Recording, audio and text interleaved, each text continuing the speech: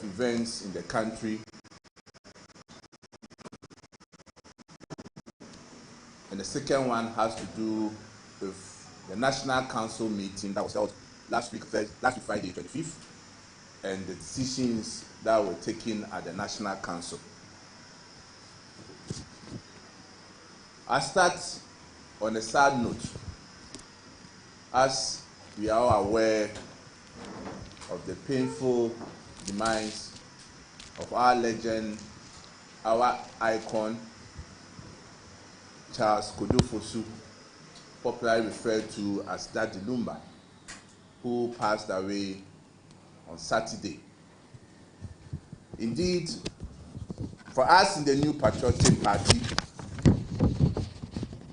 it's a very difficult moment for us, very painful moment for us, a very disheartening moment for us. We have had a special relationship with our brother, and he's someone who has helped tremendously in our campaigns. If you all recall, in 2008, he came out with so far one of the best campaign songs this country has ever had, Nana Yerina track, which played a very key role in our campaign activities. Together with the remix that came on in 2008, 2012, and 2016. Indeed, his love for this country and how he carried himself in the last 30 years since he came to the scene, his songs have traveled both far and near. And indeed, his songs inspired so many people. Indeed, his songs even saved lives. And today, as we all mourn on his demise, on behalf of the New Patriotic Party, our thoughts and prayers are with his family, friends, and fans. And indeed, may his soul rest in perfect peace until the last day of resurrection. Amen. Yesterday, our party also celebrated its 33rd anniversary.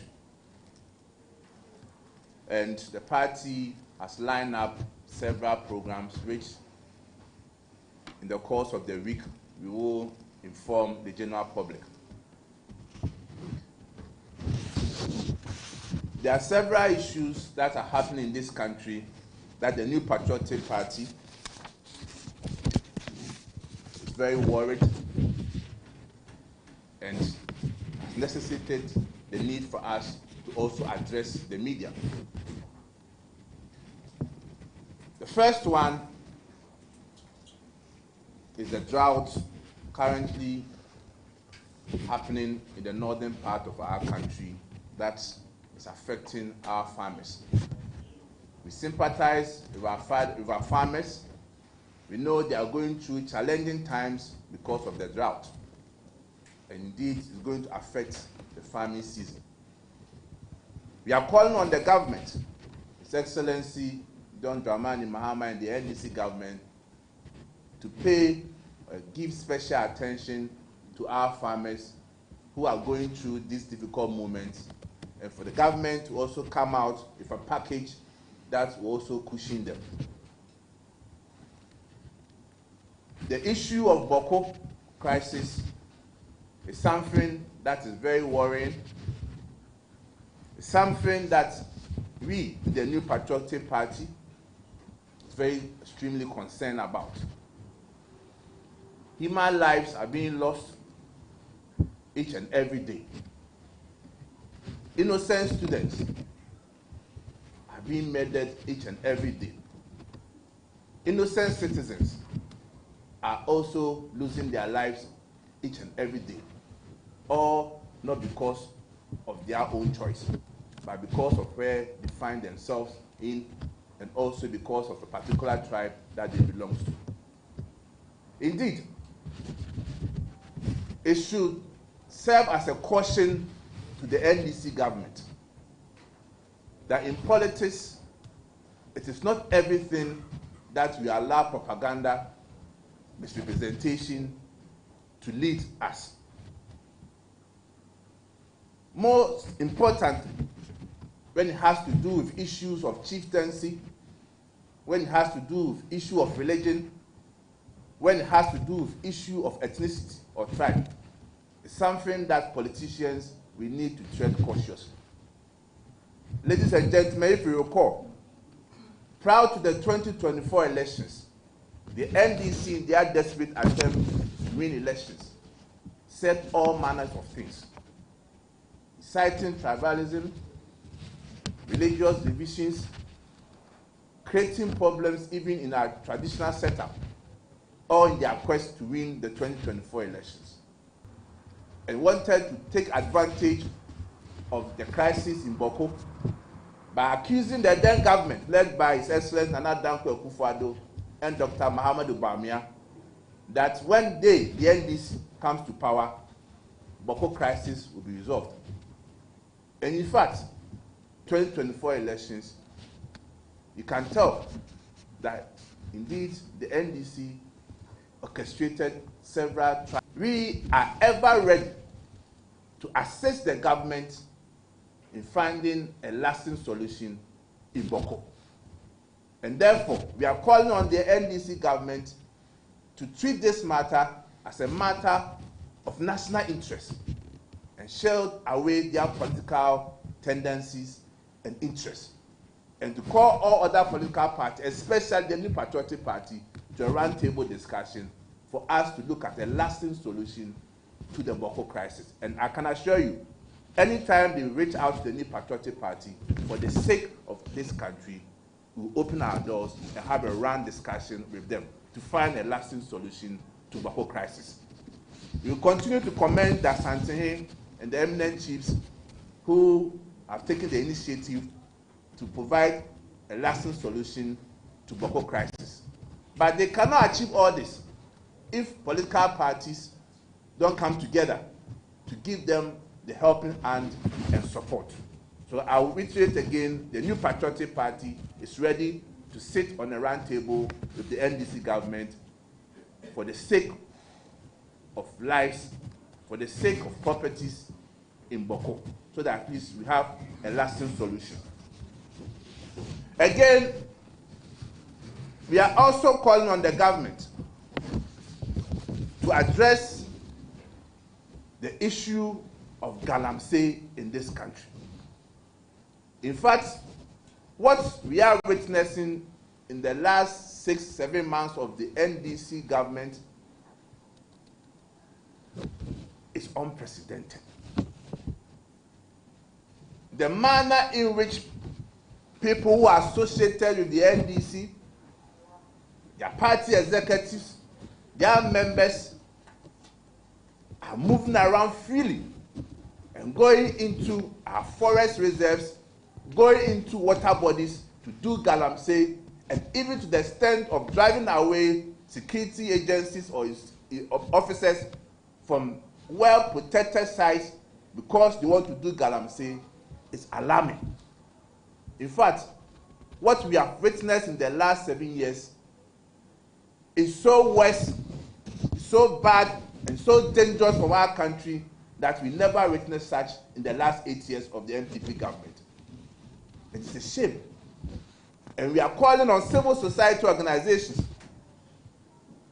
our clergy, our CSOs, to stand up, to rise up, and speak against what is happening to our water bodies and forest reserves.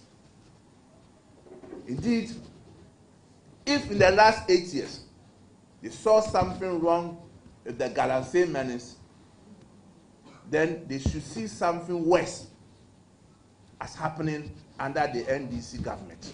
And we are calling on them to speak against it. The other issue has to do with selective justice and abuse of power going on under this government. For the first time in our history, we are witnessing the reckless and politically motivated suspension of a sitting Chief Justice. This disgraceful act is a direct attempt to cripple judicial independence and bend the course to serve the agenda of the ruling party. Indeed, it is a dangerous precedent that threatens the very foundation of our democracy. We are not surprised by recent pronouncements of some of the courts. And we are all in this country and we know what is happening. That certain judgments being given by the courts are very questionable judgments. And indeed, it goes to betray the suspicion and the point that we are making, that it is a well-orchestrated attempt by this government to have an overbearing effect on our judicial system. And it's a shame for our democracy.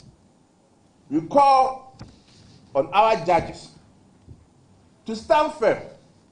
They should not allow political parties, particularly the government of the day, to dictate to them as to how to administer justice. Indeed, they swore an oath of office to protect and safeguard the fundamental human rights and to protect our constitution. And we call on them to stand by it, to abide by it, and to stand firm, and not allow political parties to determine their judgments. Ladies and gentlemen, as I indicated to you last week, Friday, the National Council held a meeting. One issue that came up was Akwatia by-elections. And I can assure you, the New Patriotic Party is ready and will fully take part in the by-elections. A committee was set up by National Council, which we refer to as the Elections Committee of Akwatia, chaired by the regional chairman, the regional secretary as secretary. We have some revered members of parliament, Honorable Oche Befi, New Jabin South.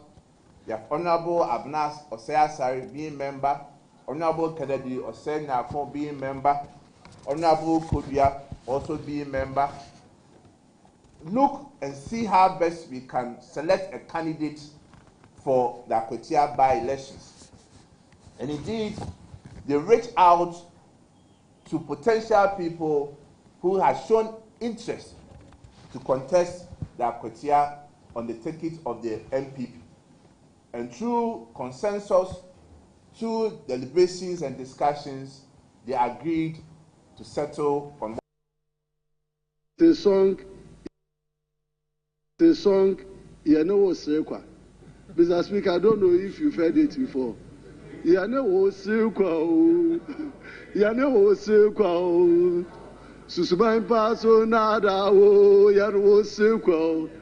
Mr. Speaker, to it. The majority is always laughing with the minority. Semaniwaya, Onyana Minyayo, Semamodia, Miabonia Fo, so wait.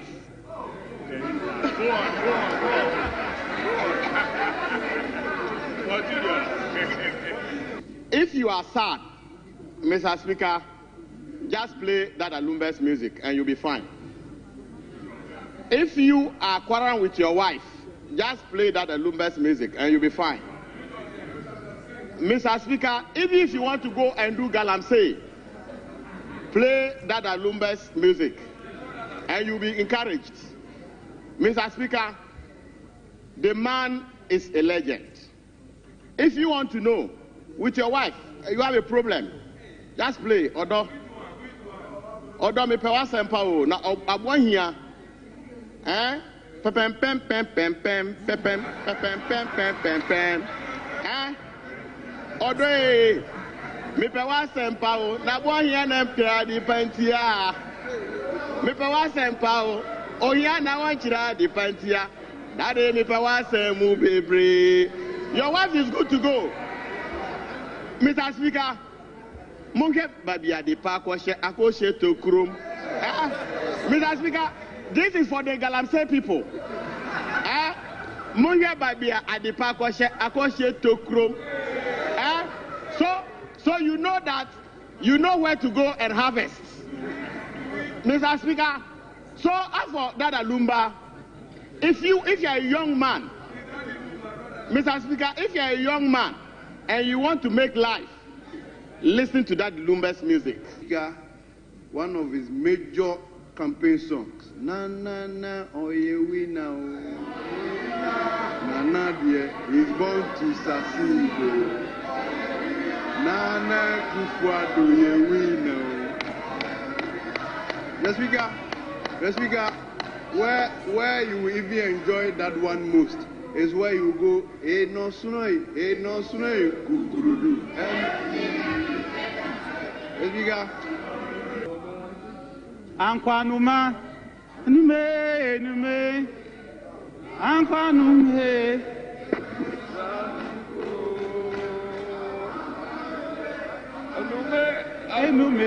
Honourable members, what is this? Mr. Speaker. If you are telling us it's because of the gold board, it's because of the gold board that the economy. Nipa ne o sere so Kodu. Inti obi nka se odonga. Inti obi nka se obi wu ama. Inti obi nka se owu fa obi wu ama. Na fe ya de ne to say aka me kwa say. De bia me wona me nuani anje. De bia wo dan fo wo. De bia wo dom wo frɛ ya naba. But the be won wa say ka wa ko yare bim adabia atna huiche mu for almost 10 years. That's when Sebia make us we don't know the way I war unit or Modona ABS. You also be my phone. So one afternoon, dear, I'm being a my brother. If you say Saka, so now my area check, there almost 5 years I made that demo.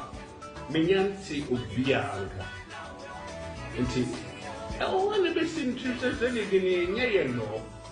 But ye no. Mami ye no. Now so now TV.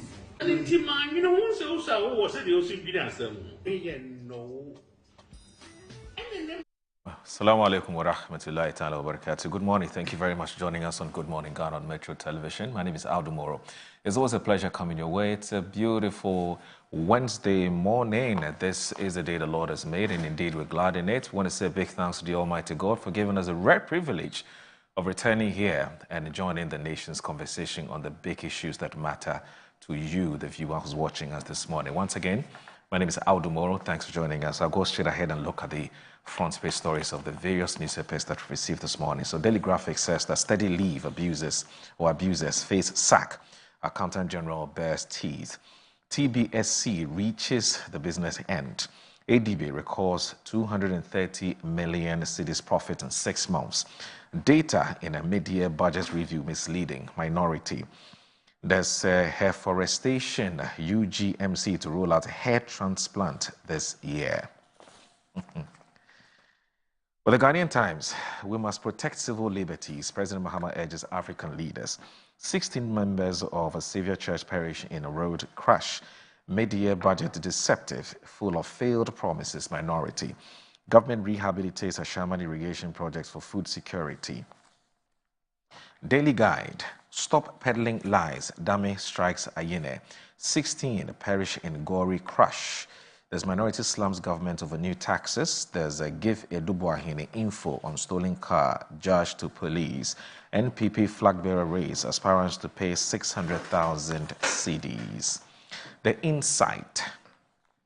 Resist colonial oppression, VIB urges Africans at Pan-African Festival.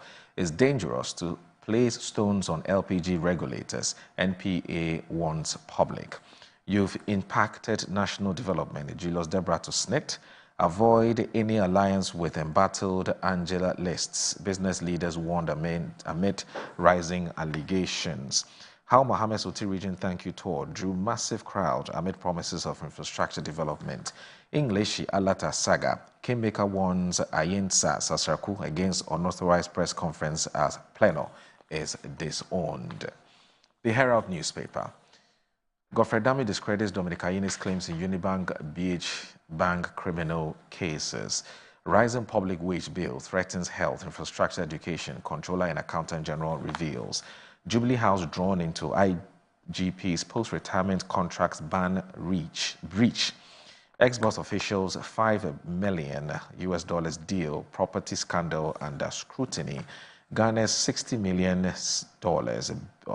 billion petroleum hub project draws global investors. NPA targets training colleges, nursing students with LPG safety campaign. The Inquisitor. Land transaction gone bad. Bisman pursues Dr. Zomelo. Placing of stones on LPG regulator dangerous. NPA warns. Magdan's property demolished.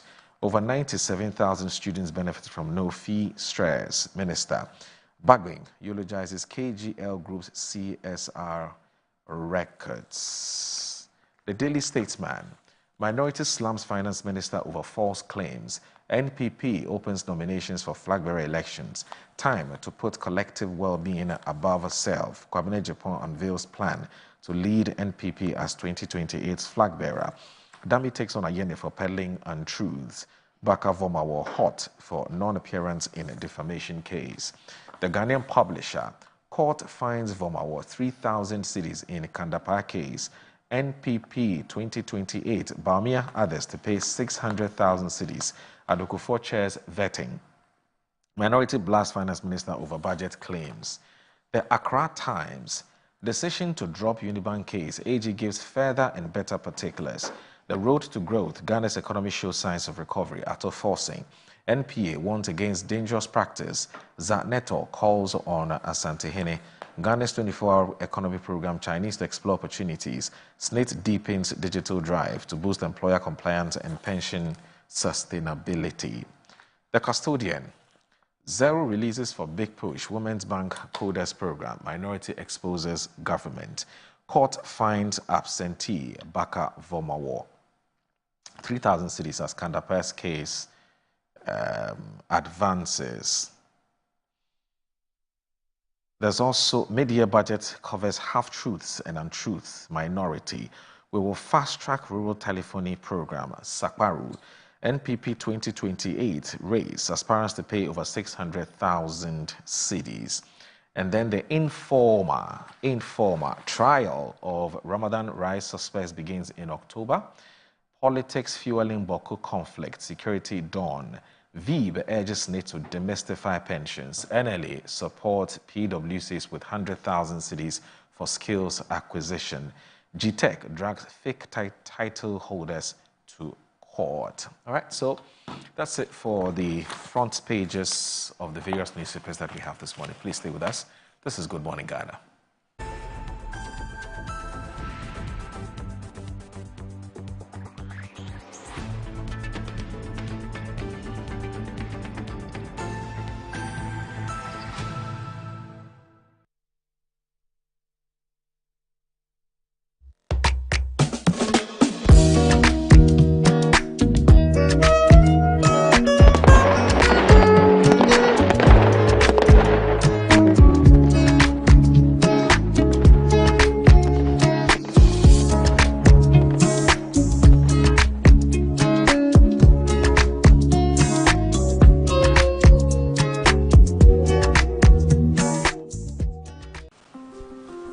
iPhone papa ye wo homa so open iPhones accessories papa dia menhwe baby a me ma akwa ba EBA phones and accessories Sebani EBA, yet on iPhones any home accessories. iPhone 50 XL cost 16 Pro Max. Accessories ye charger, AirPods, any iPhone home akadia nina. Nyanuma ye ni sikapudu e de beto iPhone. Say ya ankrankre, boja, and na say aboye juma your phone nina. For 40% beji iPhone biya open. Na niya kano, wo de bosumi miensa. Etua ne nkakra. E kwanya obefa so de achi eni. Dial *713*5571#. Oba, sheno so se wo de wo Ghana card. Eni nia ye kire se wo ye adwuma. Hwehwe ye kire kwan e wo circle mo. Eni tiptoe line ye ni modern photos enchen ho a. Afein so, se wo ba American Mall, ye ni odo rice eni edi nhwani. Kuma senso ye wo edum Central Prisons runabout ejekum abunsan ni. Freyen, our numbers na ebu screen is no. EBA phones, no hassle cry. Brush, your teeth. Brush, 2 times a day. Brush with Kel-Kit. Hello, my friends. My name is Kel-Kit Toothpaste. Wow. I was made to be gentle on your gum, but protected. I will protect your teeth from cavity, make your teeth whiter, stronger, keep your mouth fresh all day. And best of all, I'm strawberry flavored. So put on a smile and try me. That's amazing. Just try me. That's my job. If you say so, jump on my brush. Makes your teeth stronger, chicky whiter, chicky stronger. Yay! You did it! I'm glad you like your new toothpaste. Don't forget to brush both day and night. Kel-Kit, happy smile.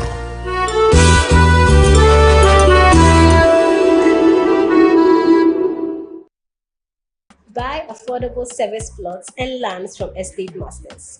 Currently selling our next cottage, located at the newly proposed airport city, with a starting price of 25,000 Ghana cedis.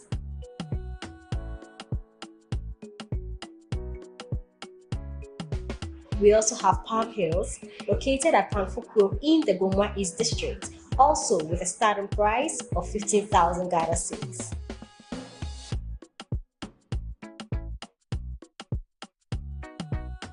Available also is Coastal Park in Lakleku, which is a 15-minute drive from the Ningo Senior High School, having a starting price of 55,000 Ghana cedis.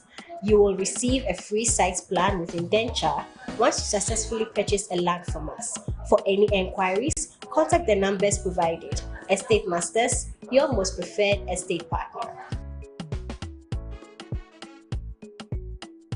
I'm here at Mycom JA Limited to show you the Promethean Active Panel, the ultimate tool for corporate institutions, hospitals, schools, and your home. With its crystal clear 4K display and an unbreakable screen with an ultra responsive touch technology. This isn't just a screen, it's a game changer. For corporate institutions and in schools, this active panel can be used for Zoom meetings and PowerPoint presentation. And your homes are not left behind. You can use it to watch all your favorite programs by just connecting to a Fire Stick, and you can get access to channels like Netflix and Amazon, and voila, you are in there. At Mycom JA Limited, we provide you with the best quality products from the United States of America with 1-year warranty. You can get an active panel at a discounted price of 18,000 Ghana cedi only, and it comes with a Fire Stick, a webcam, and a micro system. You can locate us at Chado Container behind the Trade Fair. Visit Mycom JA Limited today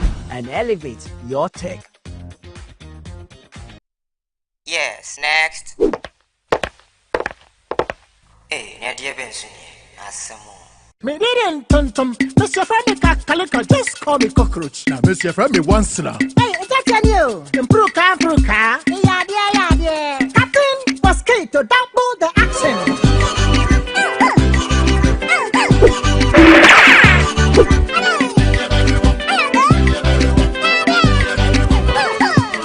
Sasso spray, Mr. Femi Sasso quell. Yeah, go to my Sasso.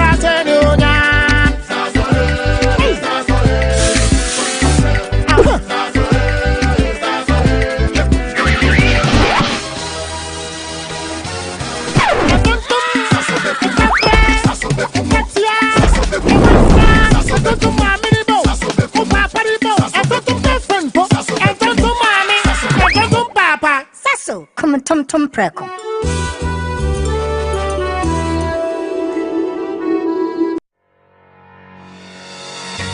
We brought you the first 2 conferences, which were awesome. Great leadership ideas shared.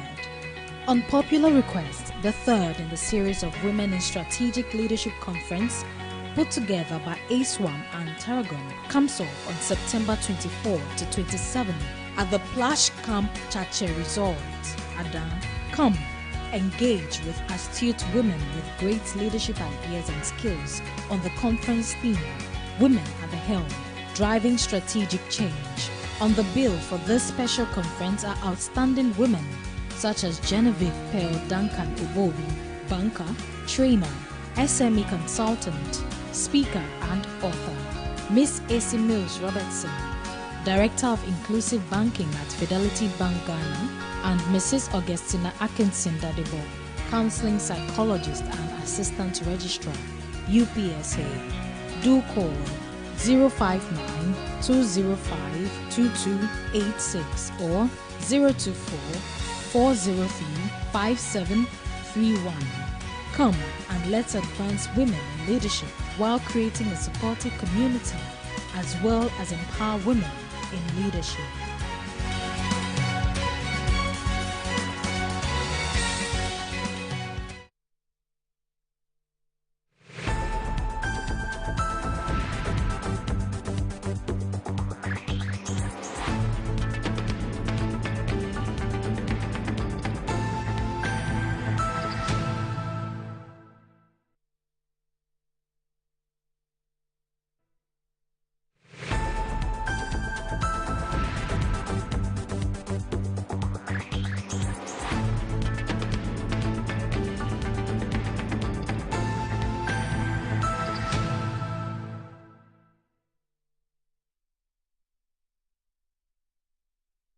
You're live in Good Morning Ghana on Metro Television. So joining us this morning for a conversation, obviously, what promises to be a fantastic and wonderful, thought-provoking and riveting conversation this morning is the man who is the Honourable Member of Parliament for the people of Ifija Kwabre North. I'm talking about Collins Adomako Mensah.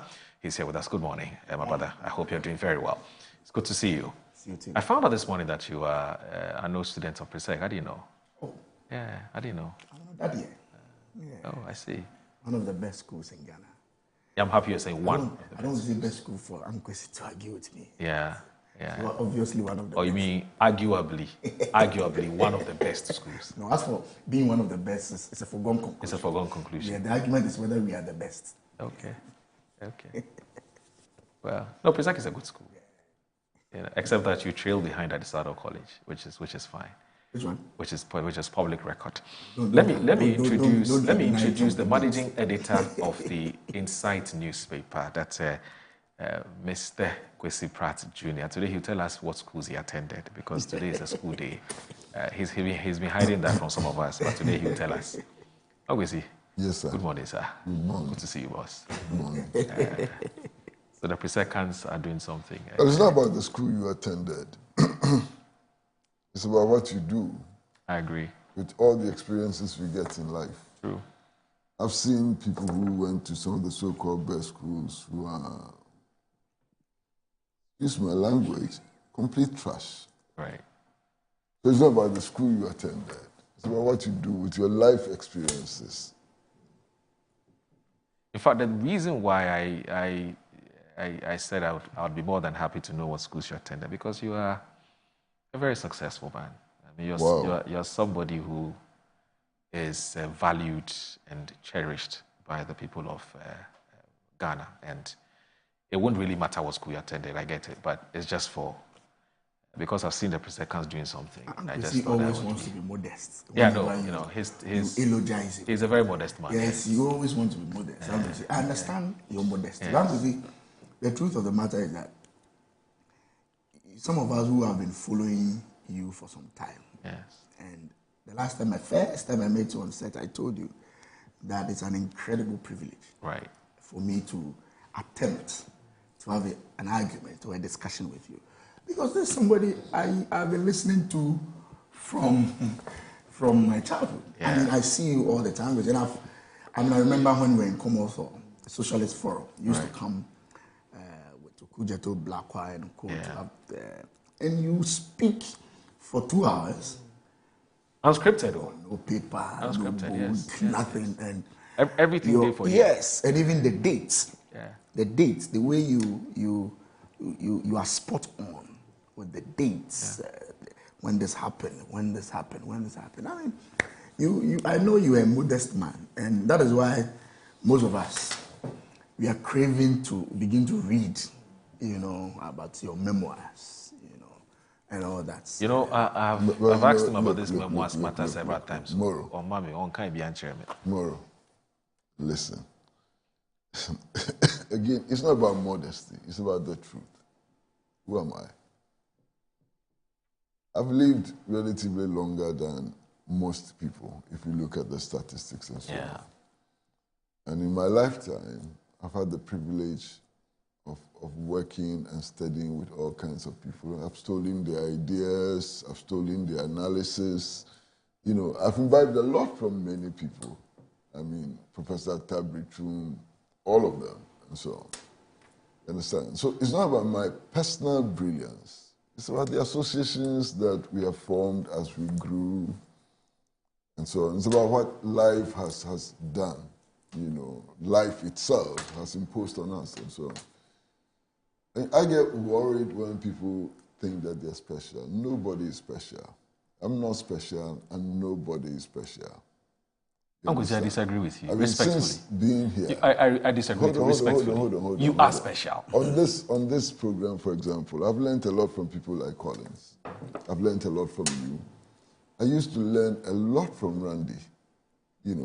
Randy would go and do all his analysis and come and sit here and pour it out.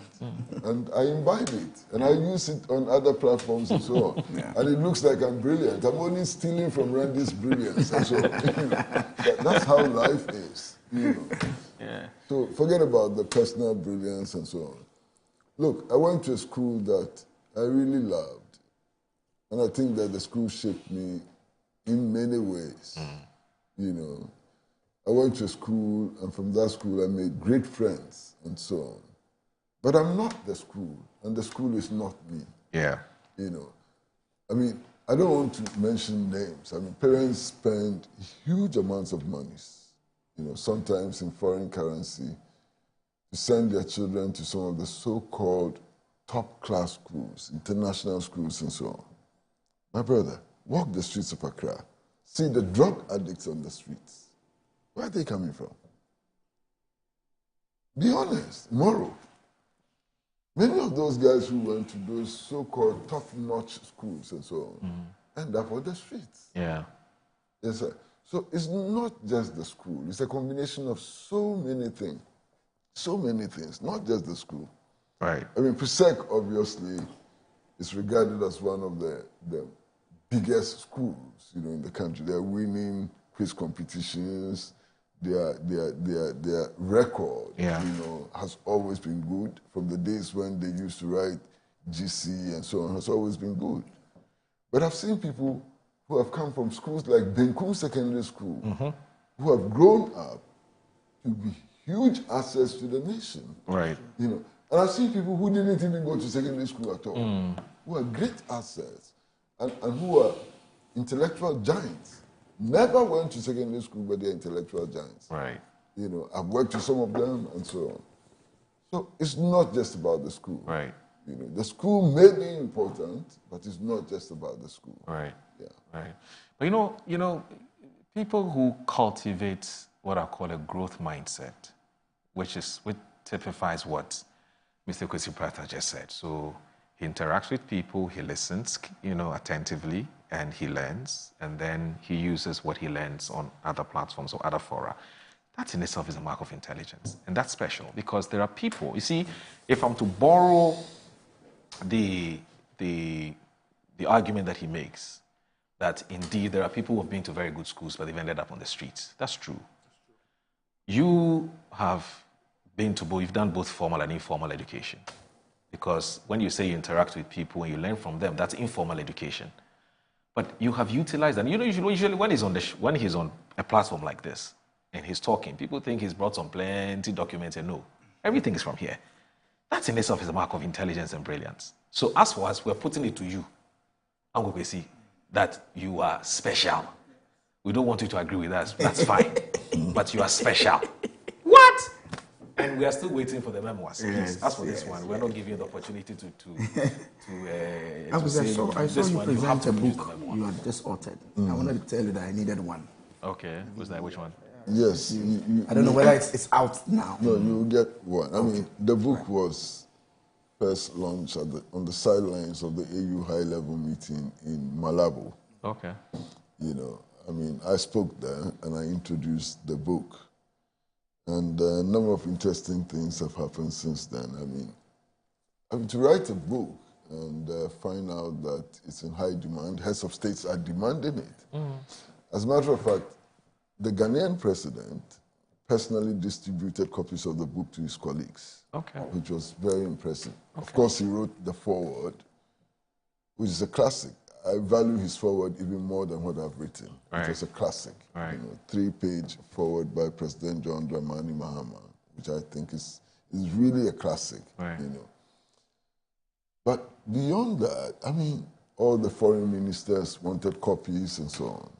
And those who were not there, since I've been back, have actually, through their embassies, requested for copies. As of last week, we had 30,000 requests for the book. Whoa. 30,000, more than 30,000 requests for the book. And hopefully you'll be able to meet demand.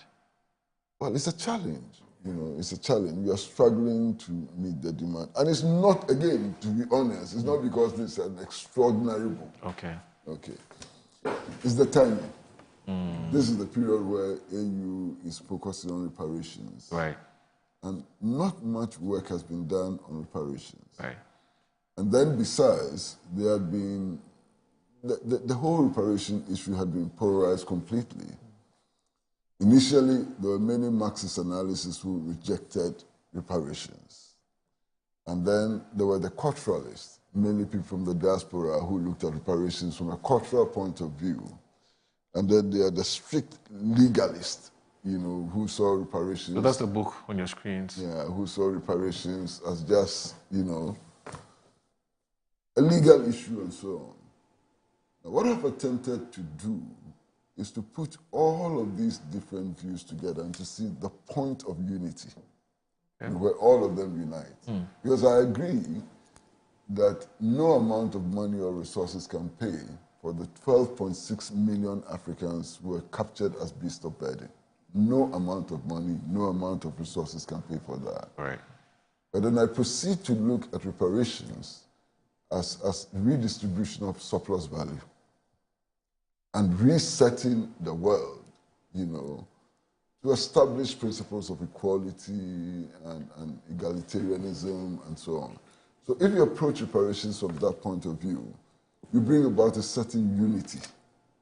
You know, it's a Marxist perspective, it's a Pan-Africanist perspective, and it's a perspective for justice. So all the different components are united. So what I sought to do was to build a platform which unites all Africans on the continent and in the diaspora, you know, to pursue this struggle and so on.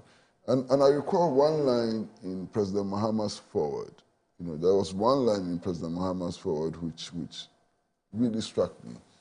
And President Mahama's position was that just reading the book is a commitment to struggle. Wow. Well, that's profound. Yeah. That's profound. That's one line written by President Mahama which struck me so very deeply, you know. So we'll see. We'll launch it on September 9th. And eventually we'll have to find ways of meeting the huge demand, you know, for the book. Everybody is asking about my memoirs, you know. Yes, I've done a lot of work on it. At the last time I checked, I had done about 230 pages, you know. And I'm still not satisfied with what I'm doing. Indeed, my greatest problem is that a large number of people who I encountered in this life of struggle and pain and so on are still alive. And there are confidences that we shared. Am I going to reveal those confidences now? It's tricky. It's tricky. You know, there are many things that happen. Which is what a lot of people want to read. And that is why a lot of people want to write, because they want to hear the untold story. Yes. But the untold story is not easily told. You understand? There are many things. I mean, there are things that I swore never to reveal. There are documents that I have which I've sworn never to make public. In fact, there's one document that I keep referring to. There's a letter, you know, it's about 8 pages, handwritten letter from a very big political figure in Ghana. He wrote in his own handwriting about 8 or 9 pages, you know, lamentations, his inner feelings, and so on. And when I got that letter and I read it, I pitied him. Wow. Would you be kind enough to tell us under what regime?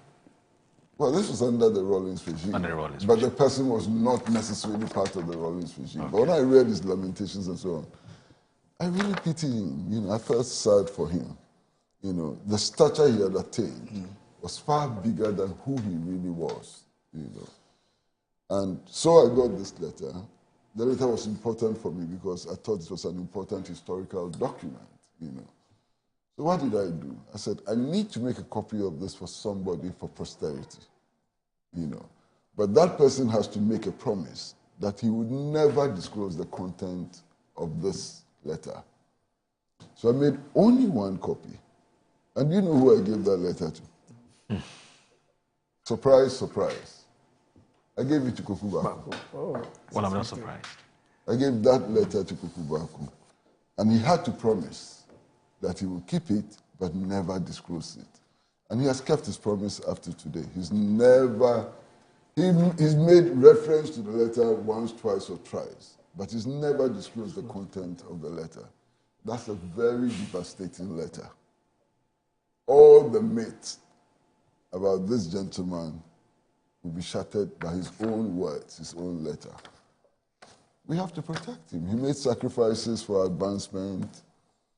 No matter what his weaknesses were, he made a contribution, and he deserves to be protected. You know, so it makes the writing of memoirs exceedingly difficult. It's an exceedingly difficult enterprise, you know.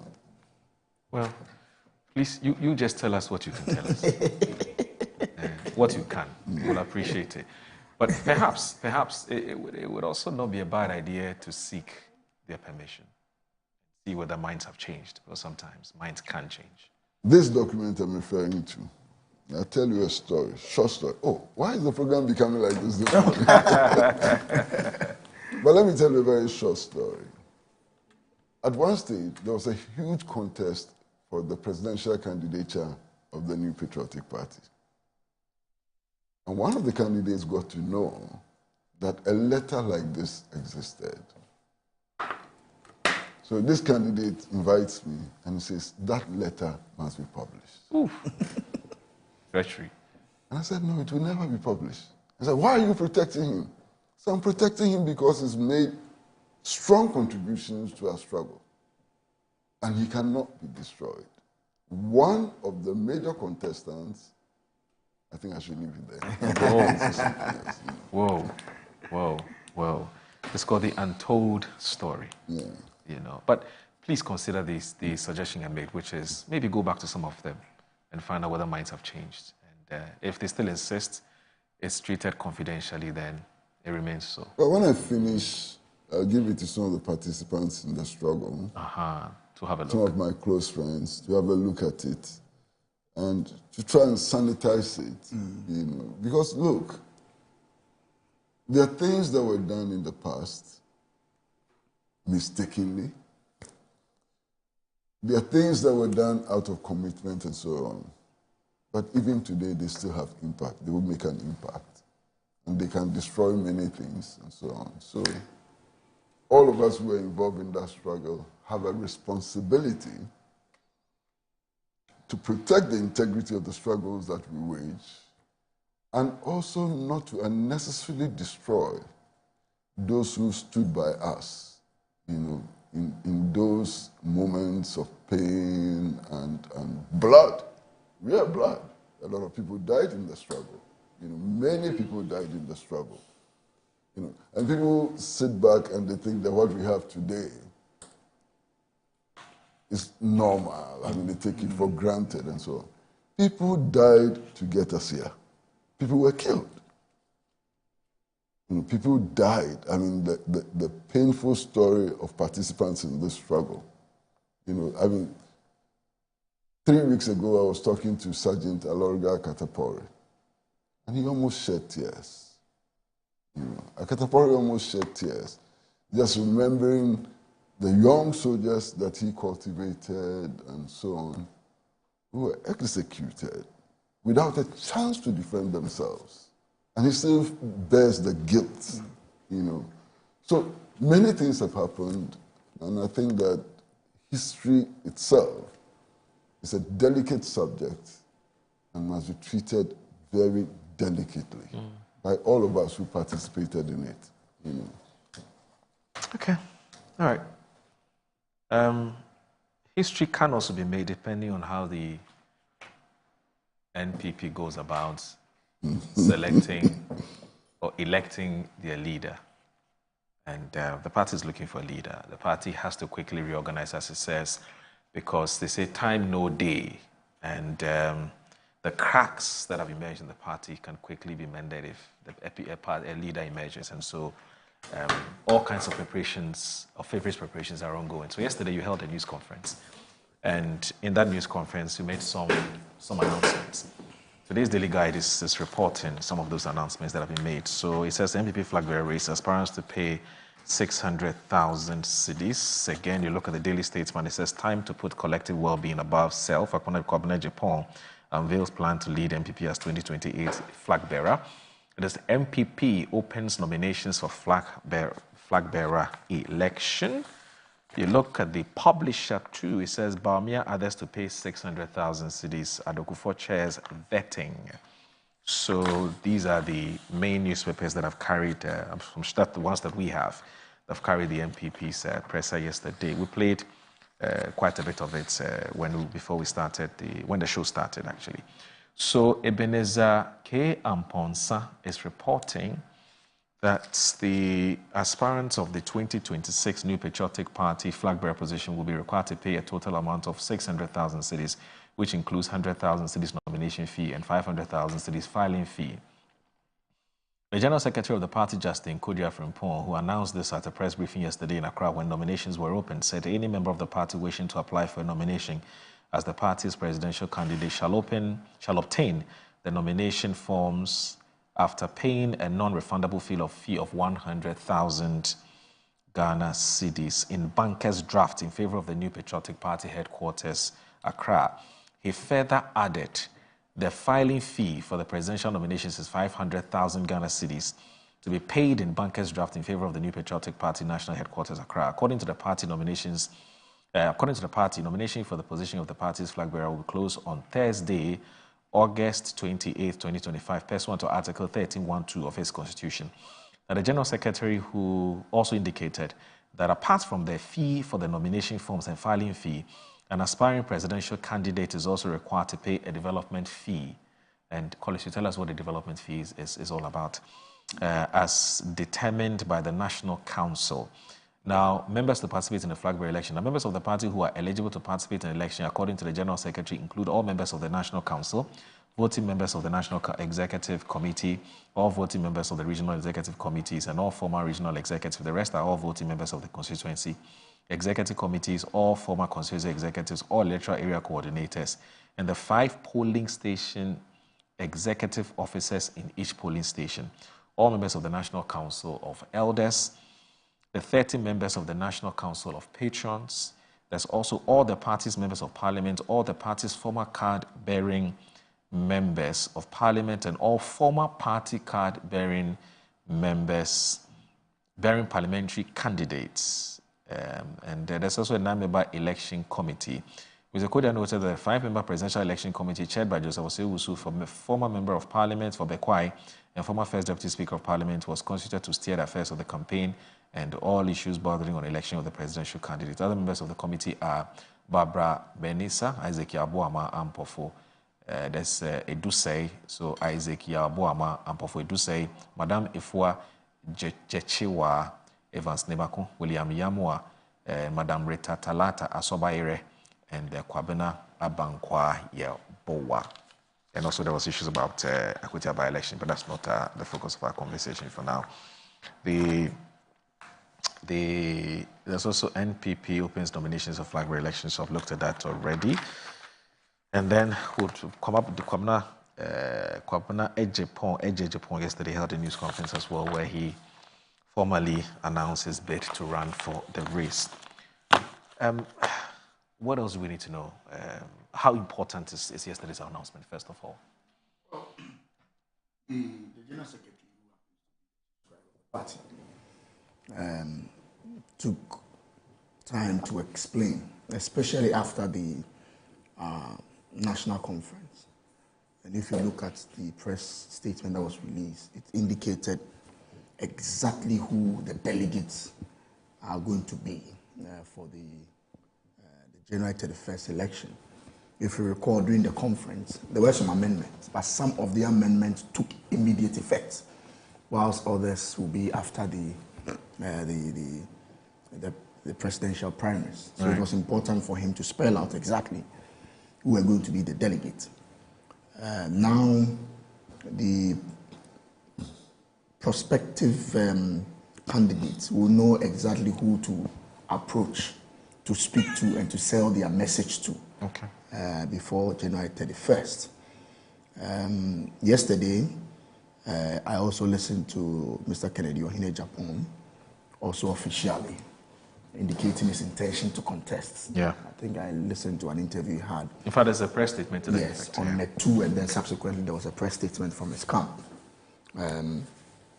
I hear the former vice president is out of the jurisdiction, and I'm sure when he also returns, he may throw in his intention to contest. I've heard people talk about the amount of money, which is the 600,000, that is being required for a prospective candidate to pay. Others have argued that it's quite a little bit, it's a little bit huge, 600,000. But I believe that it's not easy to run a national campaign. I mean, one of the things that a candidate should be able to demonstrate is your ability to bring resources together to pursue a very national campaign. I'm told they'll be paying some development fees. Yes. I have not spoken to any of the national executives to understand what that actually means, but I foresee that conducting the elections will come with some cost. Yeah. Security, the Electoral Commission, printing of ballot papers will come with the costs. And the party, I'm sure, will be relying on some of these individuals, a prospective candidate, to assist in that process. Probably there's a development fees to assist in that process, but I'm open for any further explanation from the national hierarchy. But I foresee that they will need some funding as a party to ensure that the elections are held quite smoothly without any hiccups. It's a very significant election for us as a party, because the winner then will be leading the party to the 2028 elections, which is going to be a very major elections for Ghana and for us as a party. The names coming up, as I said, I've seen Cabinet Japan declare his intention yesterday.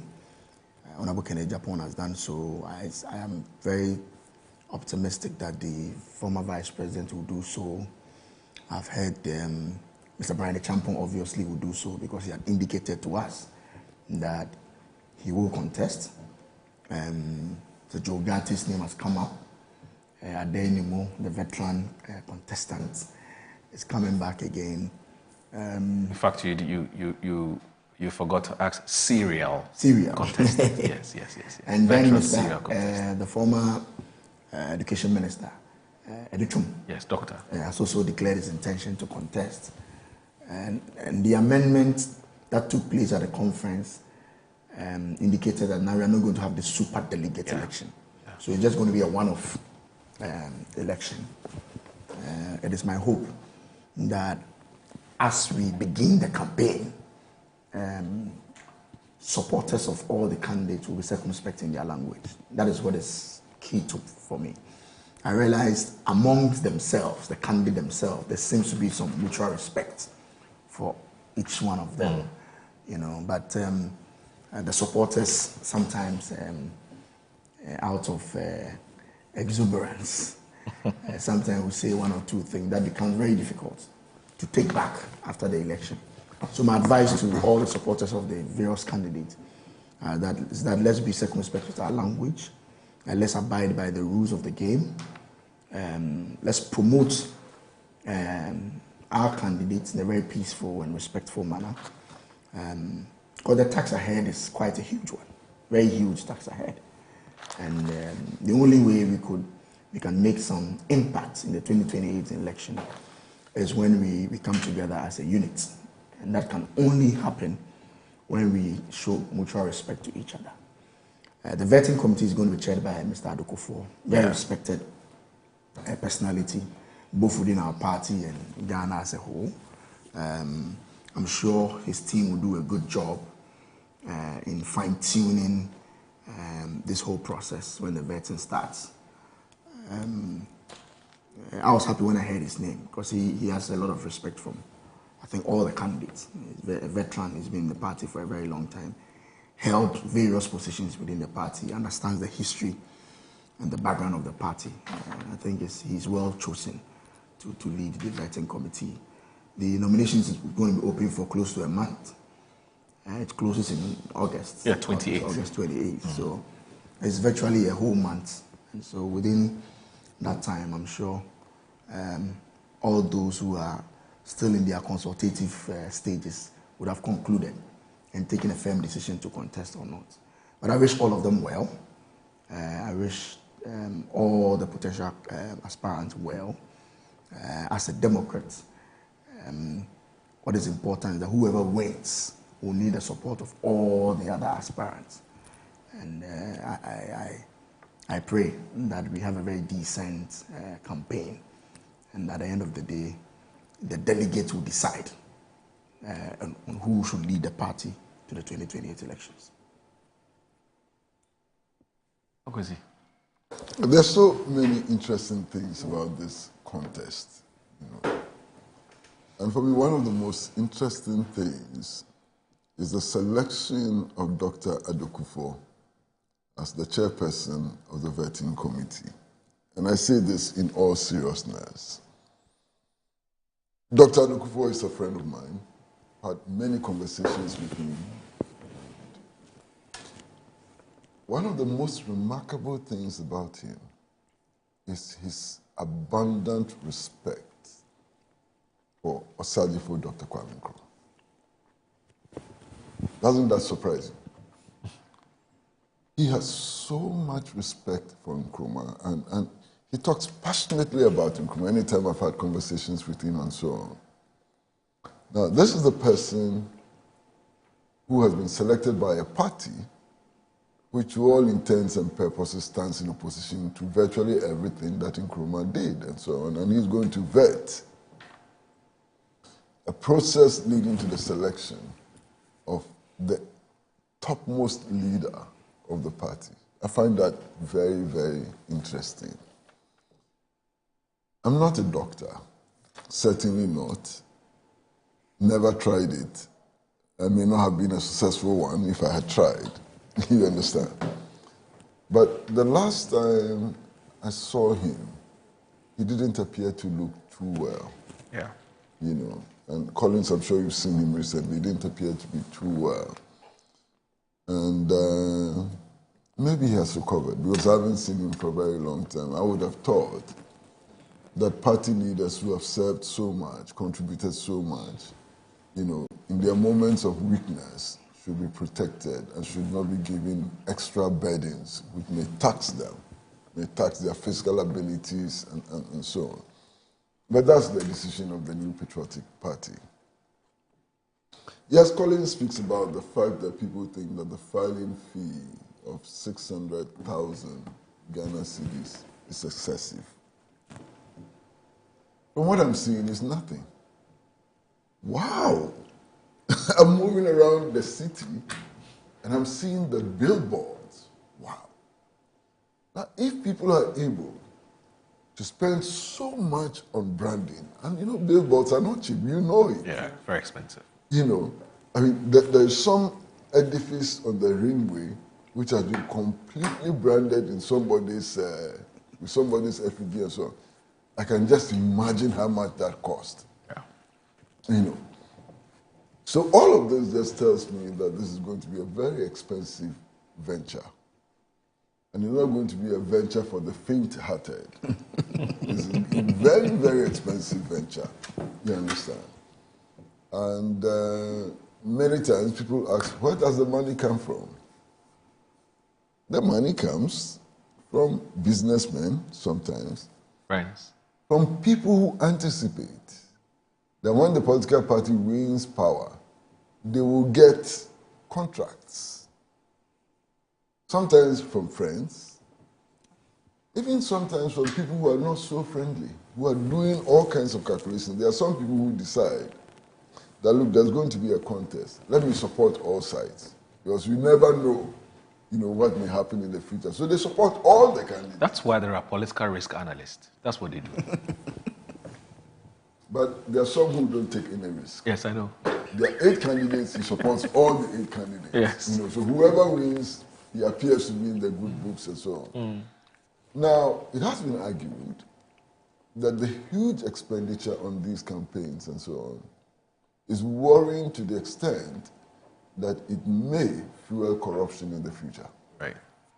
You understand? And I think that that argument is strong. And it's not about the New Patriotic Party. Indeed, it's about all the political parties. If you make contesting for positions in parties so expensive, people sometimes tend to want to recoup their investments.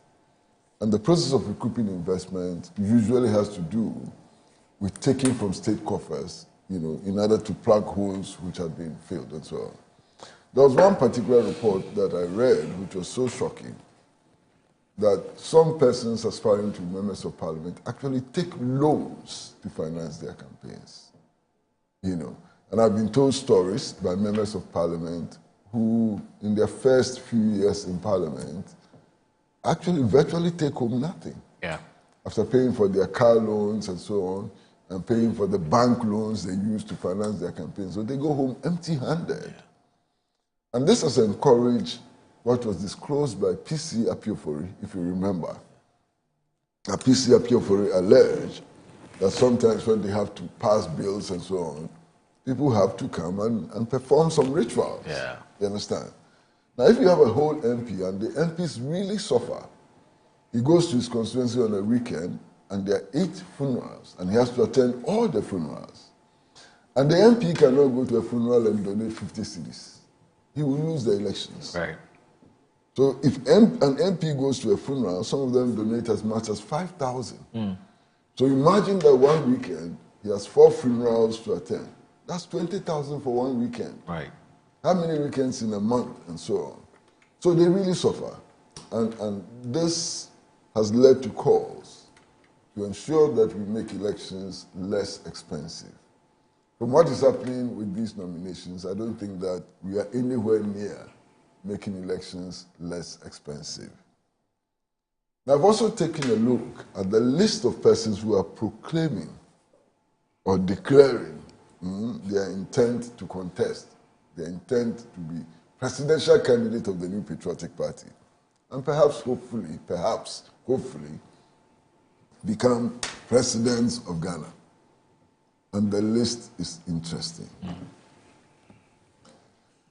There is Dr. Adotrum, whom I interviewed, and he made his intentions very clear that he's going to contest, you know. And he thinks that his strong point is education. And he thinks that he's learnt a lot from the United States of America, which he can bring to Ghana and so on. He thinks he's been a loyal party member those are his credentials, Nothing against that. Then there is the guy you unfairly describe as a serial contester. I think it's most unfair. Okay. I'm talking about when we come back, I want to tell you why it's unfair. Please stay with us. This is Good Morning Ghana.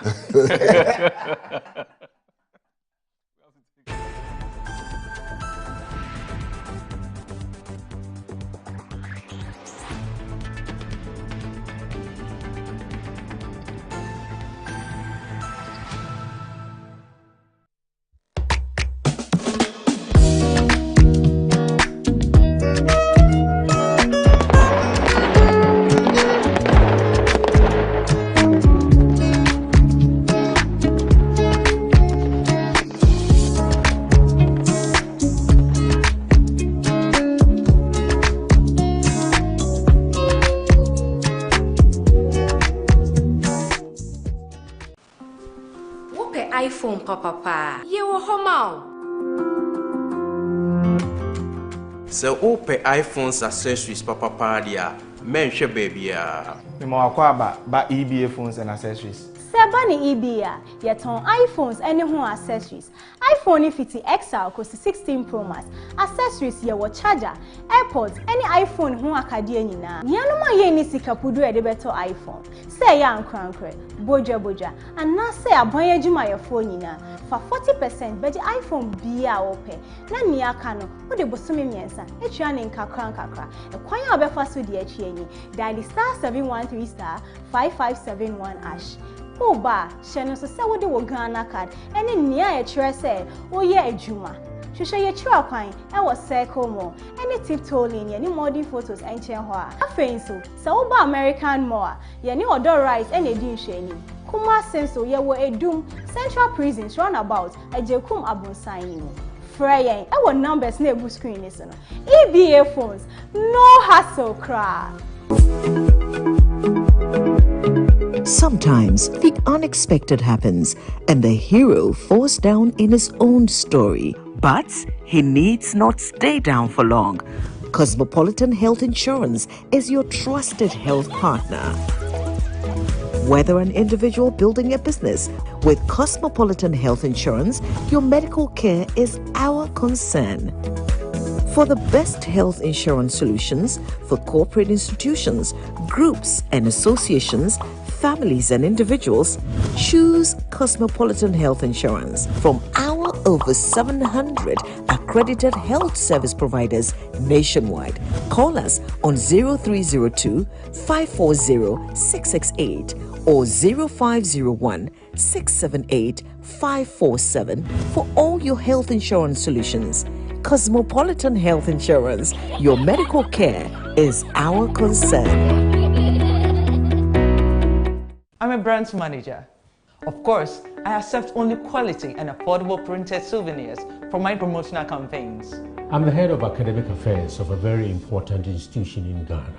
Of course, we only deal with quality, reliable printing companies for our institution's printing materials. I'm talking about appointed time printing. Appointed Time Printings. We take pride in our extensive print scope that transform your ideas into captivating visual masterpieces. We delve into the core objectives and vision of each print project. Precision printing is at the heart of our printing process as we meet your tight deadlines. Our rigorous inspection, color verification, and overall printing excellence are assured. 20 years of printing excellence. It's always a pleasure working with you to create a vibrant, dazzling printing experience that gives you a masterpiece. Appointed Time Printing, your world of quality and affordable printing. Wabedum time aso. Hey, J. Watch it, na learning. Missy, watch and learn. Mekwaya mabesisia. Abozege. Akachese no ya konate and the more drink woman. Hey. But I tell me. Oh, sorry. She knew her old dish. Eji, Dabio, baby wom. Ready? Hey, baby wom. Ah, Eji, I'll cause some discomfort. Ah. Sorry, what uncle, where would the dad? Why your funeral? At to phone for Aerofield Trading. Sorry, it killed them all. No mum share nanda danya was mosquito call esudu womunumu. Na say spray with them musa. Try sima edronum ansana ko dynamo. And Kratoi FDA ajatum.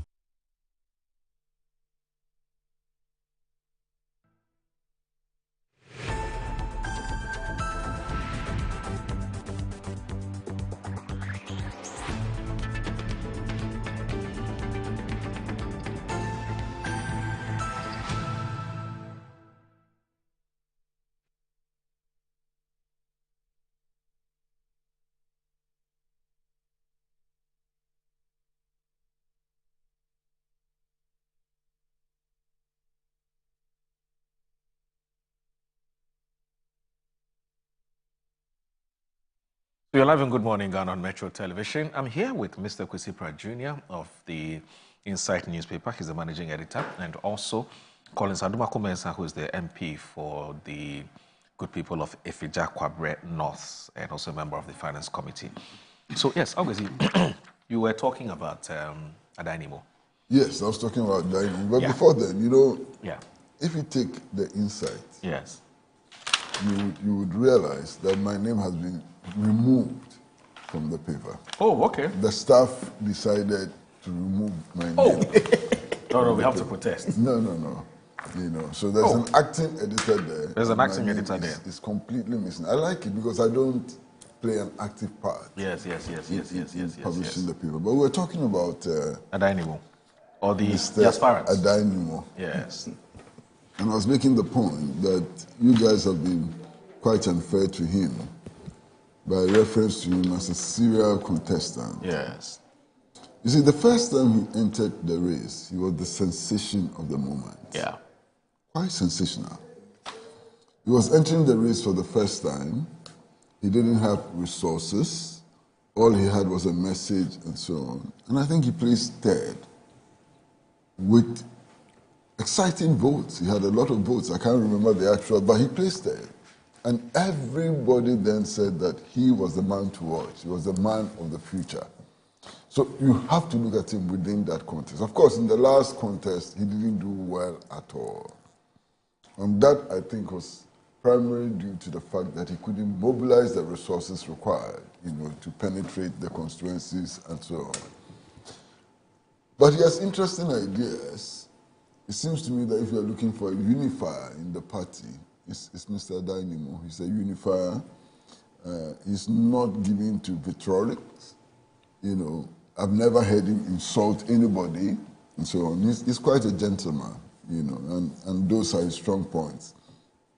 His weakest point is his inability to mobilize resources, I think, you know. So he has also declared. And then there is my friend, Boachie Jaku, who has been in the trenches for a very long time, you know, and who even as the head of a bank in New Jersey, was the head of a bank in New Jersey. I visited him at home, and I was amazed at the affluence around him. You know, I mean, even the security you had to go through to get to him and so on in New Jersey. And I thought Bank of America, is it? Yeah, in New Jersey. And I thought that, look, if it was just wealth that he was looking for, if it was just affluence he was looking for, he needn't come back to Ghana and participate in the politics. Because he was living very, very well and large in New Jersey when I visited him. I visited him with the late Charles Baine, you know, and I've been in touch with him since then. So he's not one who appears to want to use politics to amass wealth and so on. He's past that stage. I don't think that is one. I think he's one who is committed to principles and so on. But unfortunately, he hasn't done very well in this context, you know. And there is something about him which is shocking for me. This is a gentleman that everybody, almost everybody agrees, will be a fantastic national chairman. In fact, I saw a video of him addressing some party loyalists and so on. They were all in unison chanting that he should be the next party chairman. But he doesn't appear to want to be the chairman. His eyes are fixated on the presidential candidature. Why? I don't know. Because I've spoken to many people in the party and they said that, look, if only he would opt to become national chairman, it would be easy. He can win so easily. But he doesn't want it, and that's entirely his business. It's not my business. If I were to listen, and if he were to take my advice, it would have been that he should contest for the national chairmanship position. But who am I? I'm a nobody. My words don't matter and so on. So fine. Okay. So he will contest. He makes a point that his primary focus is on return to the values of the party.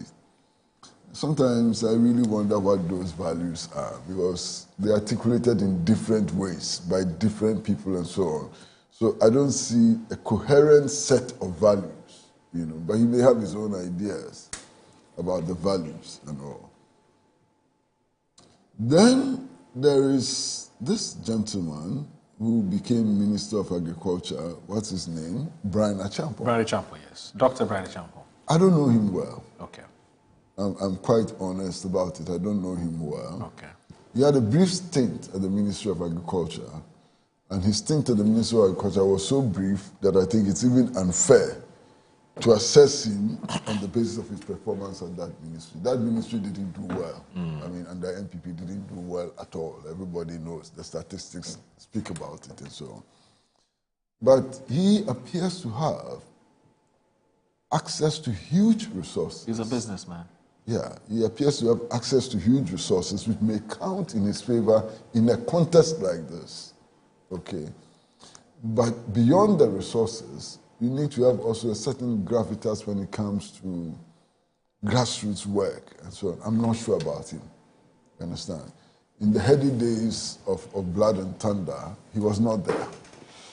People like Dan Botry and others were in the trenches. Boakye Jaku was in the trenches. I think more or less, he's a relatively newcomer. And how that plays out, I don't know. I'm not going to predict. Then there is former Vice President Mahmoud Bawumia. Of course, having been Vice President twice and presidential candidate once, I think we know his spots. His spots are not new. He's displayed them sufficiently. Everybody knows what he's capable of and what he's not capable of and so on. It's not a new quantity, you understand? And being an old quantity, the question that arises is that what will be new this time? What is going to be new about him this time? It's a legitimate question. He hasn't answered that question yet, but we are all waiting. In the next few months, people will be answering all these very important, questions. There's been some speculation about the fact that the former president is not in his camp, but it's pure speculation. I cannot say for a fact whether the former president is in his camp or not, but we've all heard about that speculation. Now, if it turns out that the former president has decamped, what are the likely consequences of that on his campaign and so on? And then there is Kennedy Akompreku, Japan. Very, very interesting candidate. His last performance shocked many people. Many people didn't think that he would do that well, but he did. Can he repeat that performance or can he do better than that? That's a matter of speculation, but he's in the race. And what he appears to offer is a certain sense that it is private business which will drive the economy. I'm not so sure about that, but that is the sense you get from listening to him and so on. He also appears to be a darling of the masses of the party and the darling of the masses outside the party, because they see themselves in him. I mean, I saw an Uber driver last week and who swore that he is not an NPP person, that if Kennedy Japan is elected as flag bearer, he will join the NPP and campaign for him. And what were his reasons? He says, he speaks like me. This is the Uber driver. He says, the man speaks like me. So they see themselves in him. How that would materialize in terms of votes and so on is also another matter. At this stage, we can only deal with speculation and so on. One of the people that I used to think was a shining star in the MPP, I think has done some damage to himself, substantial damage to himself. I'm speaking about Kobna Ejapon. Why do I say so? In the last contest, he came up as a man who was preaching values, a man who was concerned about decency, a man who was worried that the nation was pursuing a certain path which was likely to lead to doom. He was worried about the domination of the party by a certain cabal and so on, So he was refreshing, most refreshing. He stood for values. He was an icon of the reformers in the party and so on. And then he lost. In the first round or so, he lost. Hail Presto, in the next moment, he had joined the very people he was blaming for the state of the party and the state of the nation. There's an explanation for that. I'll be happy to hear that explanation. His explanation is that as a party person, he is enjoined both morally and per the party's constitution to join the winning team. It doesn't matter how you feel or think about the person. Is that not an unfortunate statement? That's what he said, yes. Is that not he said he didn't have any option. Master, is that not an unfortunate statement for anybody aspiring for national leadership to make? Why? It's a most unfortunate statement. So you're saying that because you belong to a party, even if the party is driving the country into a ditch, you will help the party to drive the country into a ditch. Is that a very edifying statement? That party loyalty counts more than anything else. Yes. Can you say that? Can you believe that? That's the most... I don't think that you've done him any good. He was on a platform yesterday and this question came up. He was asked. And that was his answer? Yes. Oh, I heard my him goodness. very clearly. Oh my goodness. Loud and clear. Well, he said, in fact, it even surprises him that people are asking him this question. That as a patriotic member of the party, once a leader is elected, there's nothing about what I think or feel about somebody. There's a new leader. Follow the leader. Finish. Leader, no road. If you think that that leader is demented, if you think that that leader has fascist tendencies, yes. If you think that that leader is incompetent and so on, you still support him on the basis of party That's loyalty. the popular choice and will of the people. Your opinions don't matter anymore. Your feelings and opinions don't matter. Well, campaign for the person. If people think like this, and his argument is that tomorrow, if he becomes the leader of the new patriotic party, he doesn't want anybody's decision to be informed by what they think about him, so that he's there. Follow me. Okay. Yes. But then that's the problem. Yes. Then we should not be surprised that Hitler emerged as a leader. I mean, if this is the mentality, then we should not be surprised that Hitler emerged as an elected popular leader and destroyed the world. Loyalty to party first. Loyalty to party and so on. It's a very dangerous phenomenon, But that's his problem. Now, as you say, these questions were put to him. Yes. Now he has to justify, what he did. In fact, he thinks it's a needless question. Yeah, but he's not the world. Yes. He's just one person out of billions of people who inhabit this earth. Yes. And those who think that it's a question which deserves answers will continue to pose that question. Yeah. And he will have to justify it. You have to reconcile his positions, I mean, I feel very sad that somebody like him, who appeared to be a very bright star, has found himself in this bind. You understand? But then there are others who are likely to emerge. I mean, he's mentioned a number of names. I mean, I'm hearing Joe Gatti, for example. He's also contested on a number of occasions. His scores have never been good. you know, and if he's coming You back... know, interestingly, he's also one of those who's been talked into, you know, trying the chairmanship position. I've heard that. I've heard that people think that if Boakye Jaku would not accept to be chairman, Joe Gatti, then Joe Gatti may be, you know. But Joe Gatti has been in the trenches for a long time. Yeah. You know, I mean, Joe Gatti was in the trenches from the late 1980s and took very active part in the struggles and so on. He didn't play a frontline role, but he played a very important part. And he knows the party like the back of his hand. I mean, Joe Gatti worked with people like B.J. Darocha and so on. So he knows the party history, he knows the party tradition. He's a reasonable person. Joe Gatti, I think, is a very reasonable person and so on. So he's also, if he wants to join the race, fair enough. Yeah. You know. There are others who joined or attempted to join the race whose names I'm not hearing. There's a guy, I think he's called Poku. Something Poku. He starts himself as an energy expert. Komran Poku. He's an energy expert, yes. But he's not in the race? Yeah, he's not in the race this time. Okay, yes, he's not in the race. In fact, he's declared his support for Dr. Mahmoud Bawumia. Yes. Okay. Yes. So all of these things will happen. Then, of course, there's the issue of timing. Okay.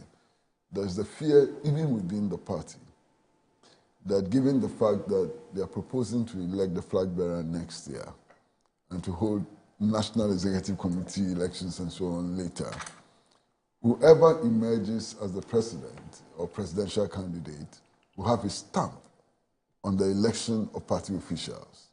True. That's a worry. It's a worry within the party, okay?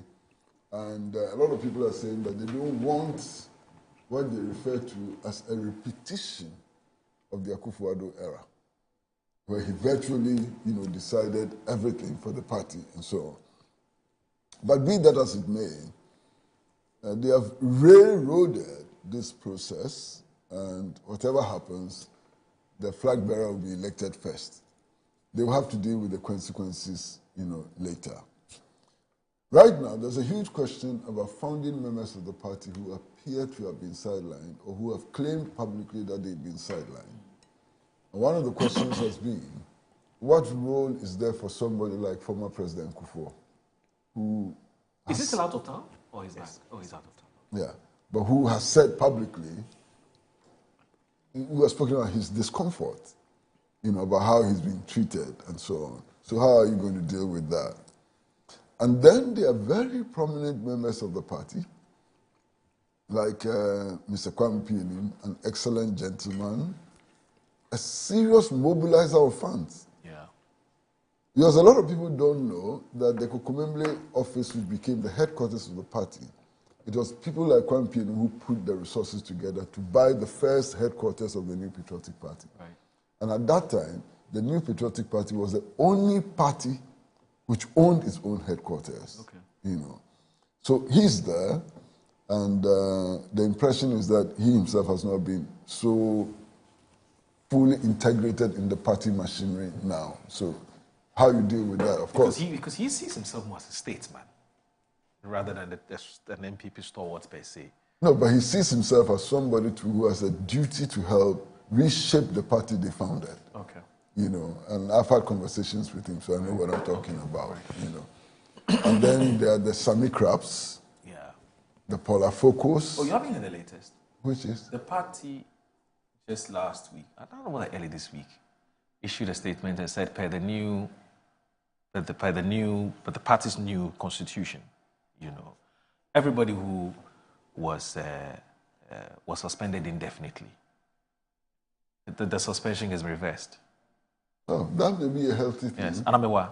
Yes, it's reversed. That may be healthy, that may be useful. Unless those who, on their own, left. If the party suspended you, everybody has been recorded. Yes, you're back. Fantastic. But then you still need some effort to bring them to the center. Well, I agree. This declaration is not enough. I agree. This is just purely administrative. It's not enough. Yeah. There is also somebody like Nyaho Tamakro. Yeah. Togbe Dr. Nyaho Tamakro. Yeah. You know, who used to be a very influential member of the party. He's a founding member of the party, had a lot of influence, and still has a lot of influence in Ghana. True. You understand? So all of these people are there sitting on the sidelines. And he was one of those who was suspended, isn't it? With the likes of Dr. Kennedy and so on. So technically speaking, they are now MPP unless they are not willing to be a part of the party anymore officially. And you talk about somebody like Dr. Kobna Kennedy, yes. who likes to speak his mind. He's been like that ever since he was a teenager. Yeah. Always speaks his mind and so on. That's why he wrote his book. Yes. And now, anytime he makes a statement and you make reference to it, communicators of the party say, is he a member of the party? You know, and so on. And I wonder. They've been fighting us every day, so we should stop describing them as leading members of the New Patriotic Party. Yeah, Yes. so as far as these communicators, most of them are very, very young people and so on, are concerned, people like Atakobna Kennedy and so on have been shown the exit already. I find that strange. Every party should be able to tolerate those who do not agree with the main trend in the party. You understand? But unfortunately, I'm seeing something else. Whatever happens, all of this contest and so on ought to be about how to improve educational infrastructure, how to improve access to education, how to improve the state of the national economy, how to make sure that pensioners will have access to health care.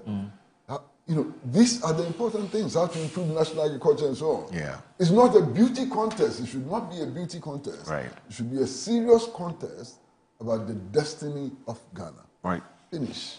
All right. Now, speaking about the issue of the price or the fees that people are supposed to pay, and you raised the issue about that can be a barrier to entry, and you know the fact that it breeds corruption and so on.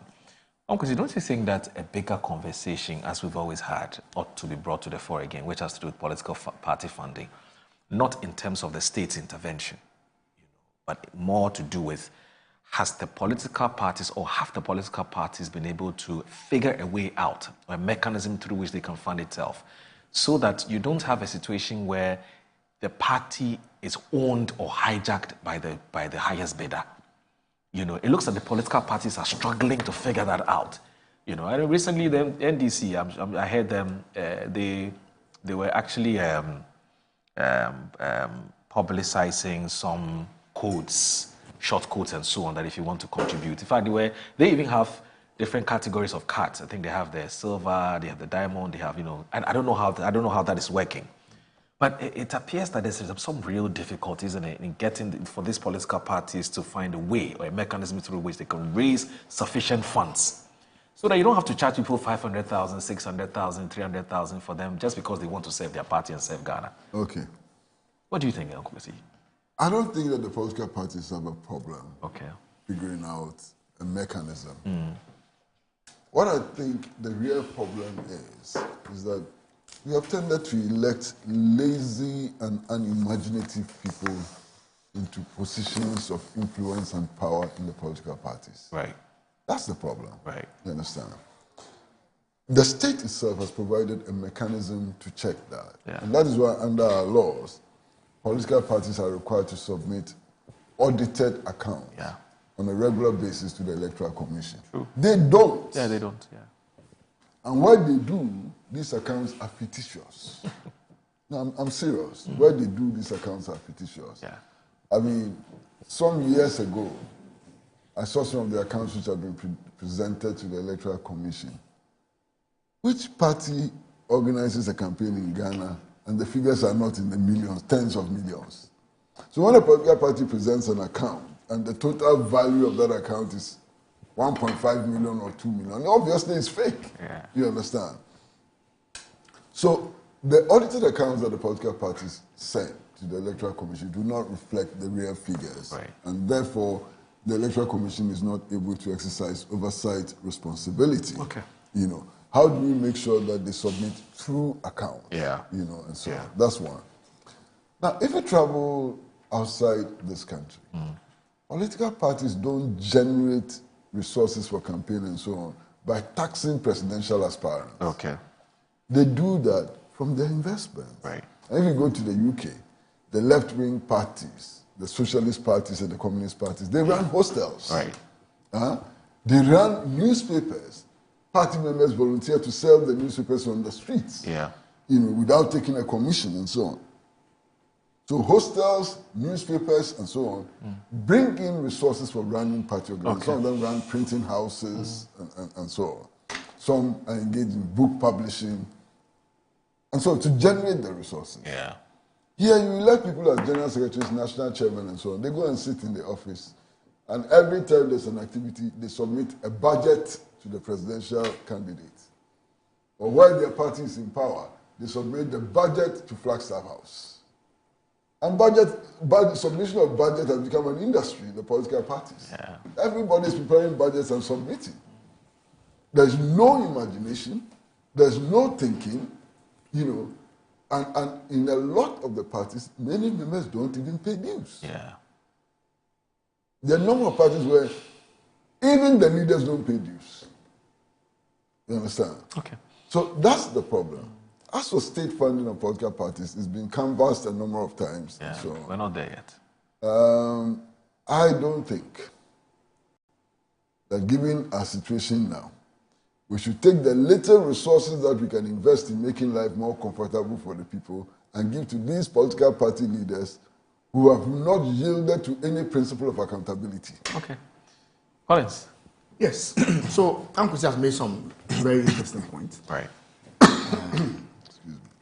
The issue about some stalwarts of the party being sidelined. And he mentioned Mr. Kwampianin. I think just a month ago, Mr. Kwampianin and some elders of the party held a meeting with prospective aspirants. And the whole idea was to, as you said, try to bring some calm and sanitize the whole system. Mr. Kwampianin is a very huge personality. Yeah. And I mean, as a political party, we'll be doing ourselves a disservice to try hard to sideline people like that. So when I saw him being engaged in a conversation with a prospective aspirant, it gave me some hope. Right. That he has not been sidelined as it is, and that behind the scenes, as we know him to be, he tries to shape the narrative behind the scenes. So when I saw him, I was excited. Do you suspect that the Kufuor comment could have occasioned this, or this was something that was happening even before the Kufuor? Okay. The Kufuor video came up. Right. So I'm just trying to allay the fears of Ankwesi about somebody like Kwampianin, that he's still within the confines of the political party and working behind the scene. When I saw him meeting the prospective aspirant, I was very excited about it. And Sammy Crab, he played a very key role in Dr. Baumia's campaign after Baumia had won the primaries. Sammy Crab? Yes. And I saw him on several occasions playing some role in the Baumia campaign. Yes. So he may not be too vociferous as he used to be on radio and on campaign platform, but behind the scenes, he had a role to play even in the Baumia campaign. Then the issue about speaking your mind. I speak my mind. Sometimes I come here and I disagree. Even when we're in power, I disagree. True. But sometimes when it's a political party, the timing of you speaking your mind is important. It's incredibly important, Uncle C. When you are in a group as a political party with a structure, and when you read our constitution, there are laid down procedures to even channel your grievances. So when you have a particular member of a party who consistently, and the word is consistently, is on radio, is on TV, and everything he says is hammering on the negative aspect of the political party that he purports to belong to, that is a problem. You should try as much as possible to use the internal channels to try and solve the problem. He may have tried internally and maybe he didn't get the results, but to consistently for 4 or 5 years, anytime you speak, anytime you make a statement, it is against the political party that you purport to have founded, then there's a problem. You get the point I'm making? I believe that yes, we should speak our mind. But I don't believe that if Dr. Nyaho Tamaklo wants to speak to the General Secretary and says, meet me in my office, the General Secretary would deny attending that invitation. So when you bypass all these channels, you have access to even the presidential candidates, the president, everybody, and consistently you toe a certain line. You may be saying the right thing, but I'm saying the timing, where, and how it is said also has effect on the political party that you belong to. Then it gets to a point where communicators will then be referring you and say, no, you cannot be a founding member of the party. If you begin for the past 5 years, everything you are saying about the party is the wrong thing. You get the point I'm making. You may be right, but at least the channel can be worked on a little bit in order to bring some calmness, and then you use your experience and all that you know to shape the ship. You get the point I'm making. How about, sorry, before you go ahead, how about those who also say that it's a two-way affair? Who is engaging him? That's one. Two, you're a party that believes, and in fact you've touted it on several occasions, that you believe in deepening free speech, right? Oftentimes you have accused, you've criticized the NDC for not being a party that allows people to speak their minds. Okay, in fact, you've even gone ahead to talk about how in 2007, it must have been, I think 2005, you decriminalized criminal libel. In fact, the debate, the other dimension to it as to whether it's Nanando who must take the credit or Kufuor. So, what is this issue about timing? Where? Okay, so the point I'm making is that even in the Constitution, isn't that relative? Even in the Constitution, even the Constitution that gives birth to this free speech. Yeah, it's not absolute. I agree. There are limitations. Yes, it's not absolute. Absolutely, there are limitations. Yeah. So you have the ability to speak. I'm here. Who tells you I don't have problems within my party? I have my own issues with some of the things that is happening, but I believe that I can call the General Secretary. I'll call the General Secretary and tell the General Secretary, I've seen this. I think if you go to National Council and you help to shape the narrative in this way to help the party.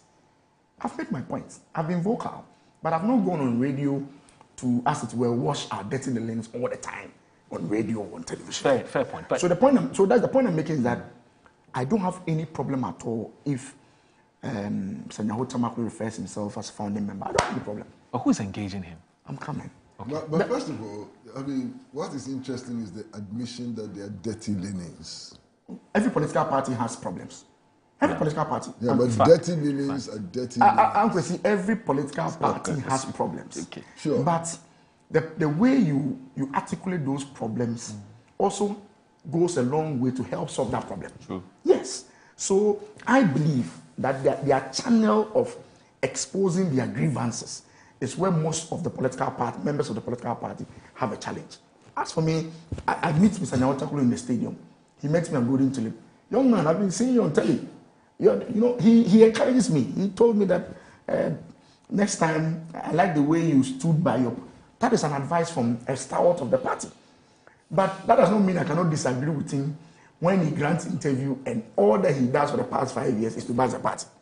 I believe that he can even write for records purposes, to the General Secretary and tell the General Secretary that I think this should be done, I think this should be done. That for me is a tidier way of exposing your grievances. That for me is a tidier way.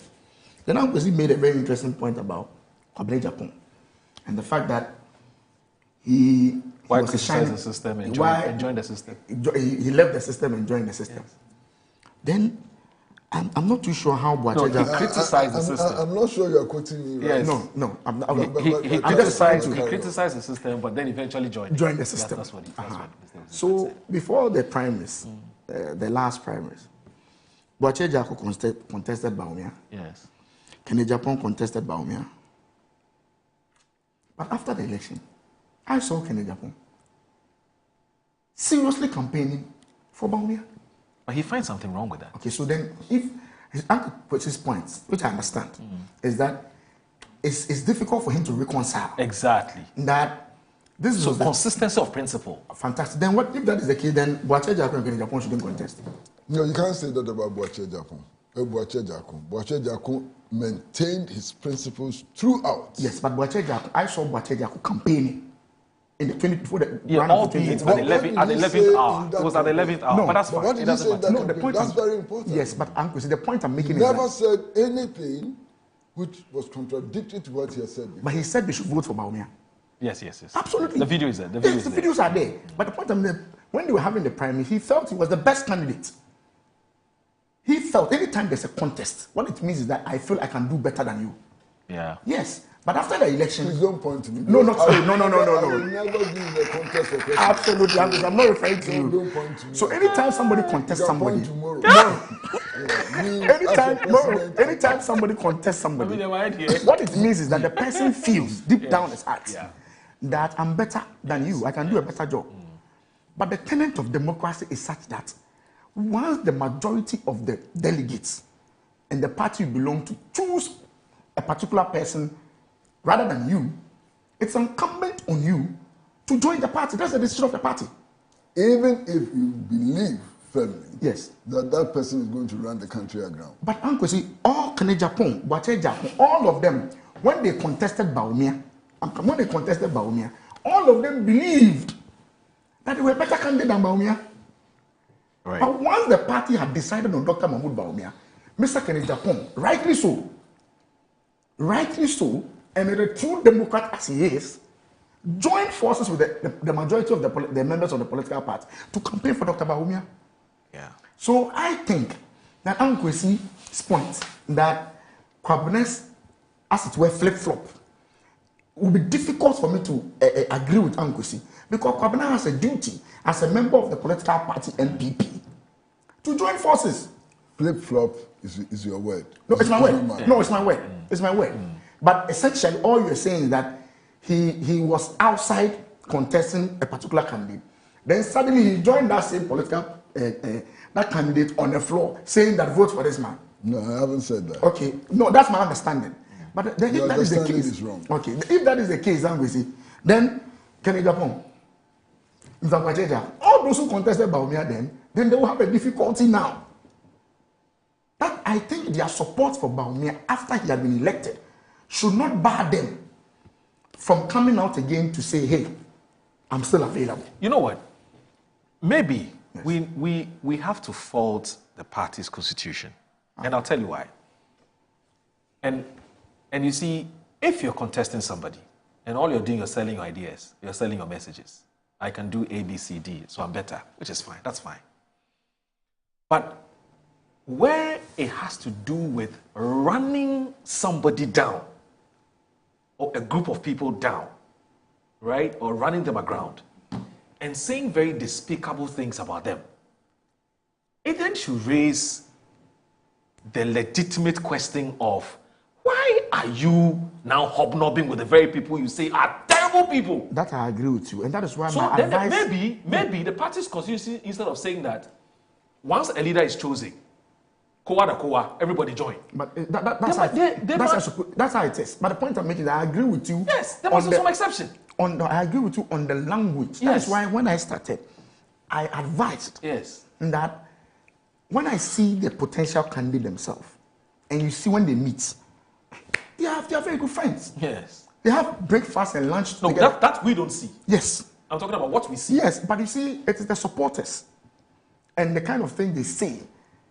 You see, that is why my advice is in tandem with what you are saying. Yes. That let's be careful what we say against our political party. Now, you don't think we should legislate against that? Mr. Kene Japan is contesting.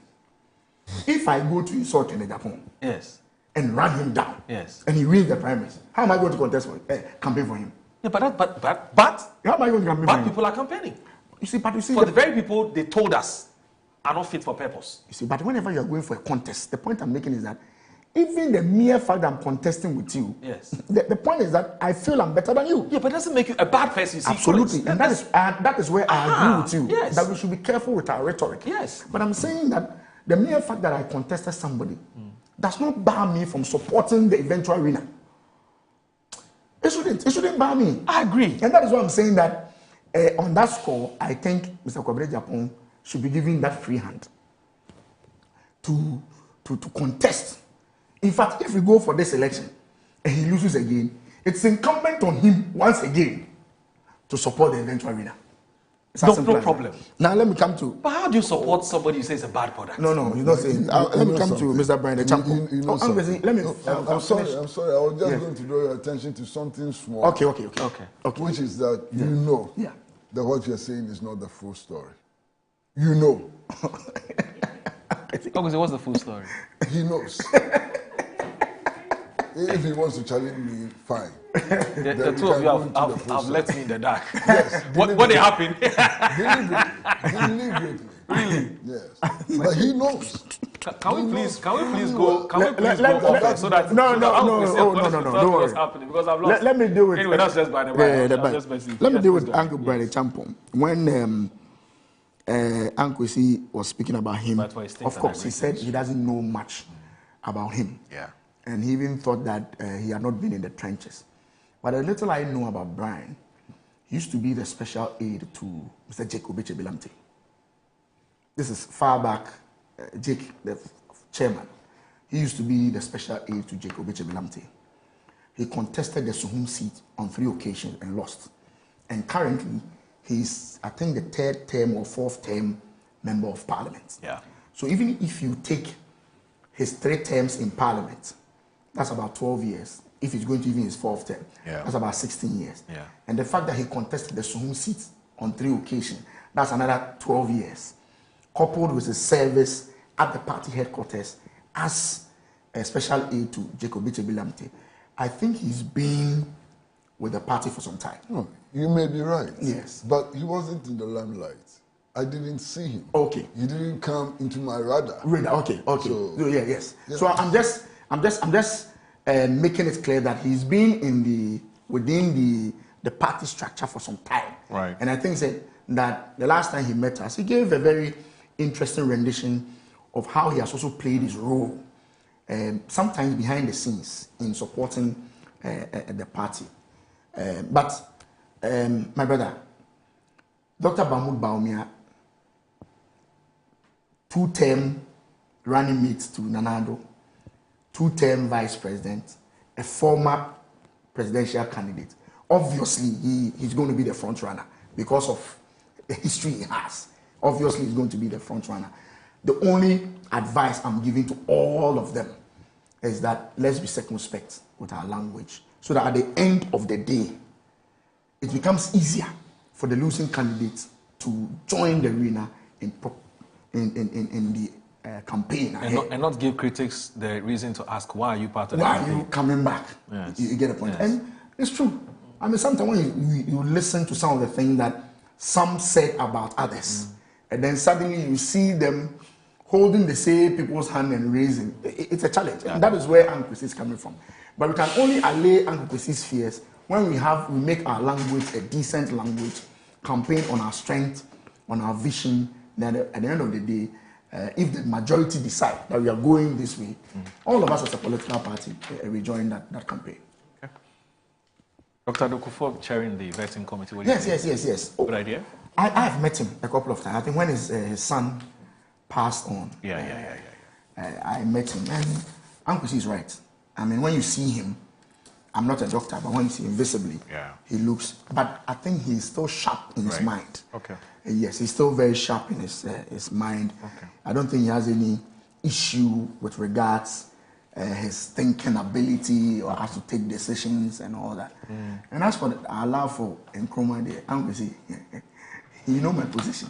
Yeah. A lot more people love Nkrumah. Yeah. I have said it openly, and I don't have any problem. Okay. I think he's the most iconic figure to have come out of Ghana. Okay. I don't think there's any debate. There should be any debate about it. Okay. He's been declared as the man of the millennium.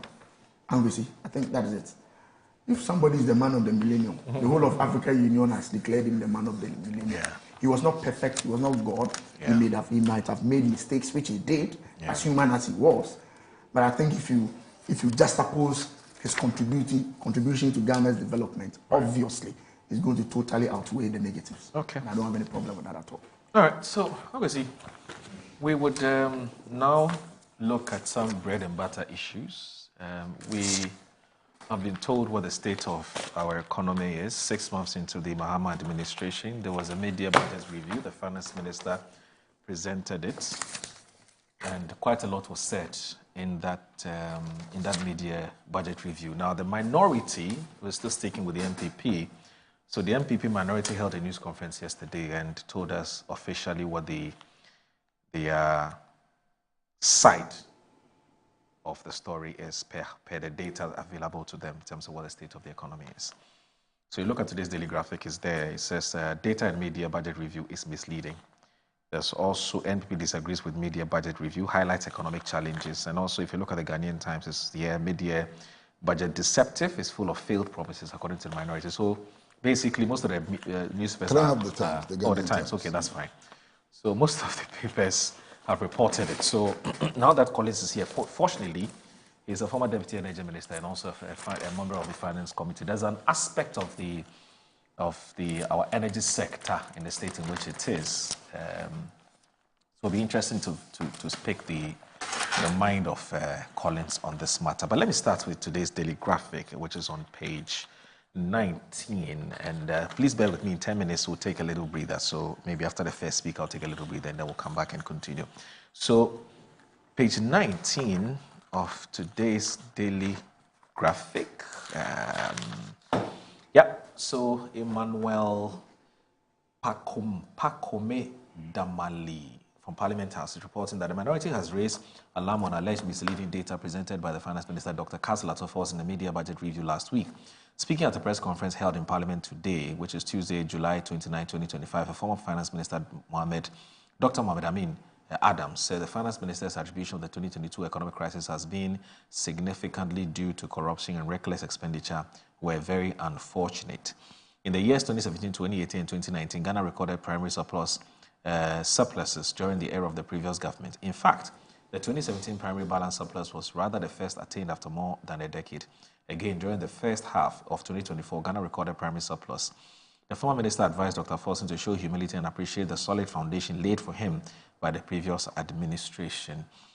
He said, although the finance minister touted significant debt to GDP ratio reduction, he believed it would further go down after the rebasing. Among some of the measures cited by Dr. Adam were debt relief under the debt restructuring program instituted by the previous government. France has cancelled 87.7 million euros of our debt, GDP expansion under the previous government, which raised the denominator and helped ease the debt ratio. I think it's now 43% or so, 48% debt to GDP, right? I believe so, Collins. It was around 48, right? 43, 44, okay. Now, he added that there were no major shifts in the fiscal space apart from the CD appreciation supported by those reserves. GDP grew from 4.9% in first quarter of 2024 to 5.3% in first quarter of 2025, an 8% improvement. For context, there was a 50% jump in GDP growth from 4.4% in Q1 2016 to 6.6% in 2017 first quarter. Dr. Adam indicated that outturns showed that the minister had to abandon his original fiscal program and adopted the recommendations that were made by the minority when the original budget was presented. The expansionary plan presented has now had to be cut by some 19 billion cedis in line with the minority's call for cuts. It is because of this that the government is able to achieve a 1.1% primary balance. Additionally, the MP for Fosu, Kodu argued that contrary to the government's initial strategy to be able to increase revenue without introducing new taxes, the outturns of media showed that the revenue strategy had failed. He emphasized that the government introduced 8 new taxes after sweeping 11 billion cedis as balances brought forward, while it also recorded a revenue shortfall of 3 billion cedis. Mr. Nkrumah asserted that the consequences of the failed fiscal strategy were that the new taxes would soon translate into inflation, as was being warned by the Bank of Ghana, while the 19 billion cedis expenditure cuts without a compensating strategy were now affecting the government's ability to deliver on public goods and services. So that's with the daily graphic. Now, let me end with the Accra Times on page 2. That says that NDP minority in Parliament has expressed strong dissatisfaction with the media budget review presented by the Finance Minister, Dr. Fosu, in a media conference which was jointly addressed by Honorable Dr. Amin Adam and Kodu Nkrumah and Gideon Boakun, highlighted several concerns, including economic mismanagement, unfulfilled promises, and inaccuracies in the finance minister's presentation. Now, economic hardship. They raised economic hardship. They criticized the government for increasing fuel prices, electricity tariffs, introducing new taxes which have worsened the cost of living for ordinary Ghanaians. Prices of essential goods like bread, water, and cement have risen significantly. They talked about unfulfilled promises. Several government priority programs such as the National Apprenticeship Program and the Women's Development Bank have received inadequate funding or no releases at all. The minority also accused the government of diverting funds to cover treasury auction shortfalls. And then there's debt restructuring claim. The minority challenged the government's claims of reducing public debt and improving debt to GDP ratios, attributing these achievements to measures implemented by the previous MPP administration, including debt relief and GDP expansion. There's also exchange rate. Now they're saying that while the finance minister claimed that the cedi has stabilized, the minority argued that this was due to interventions by the Bank of Ghana using reserves inherited from the previous government, no fiscal consolidation.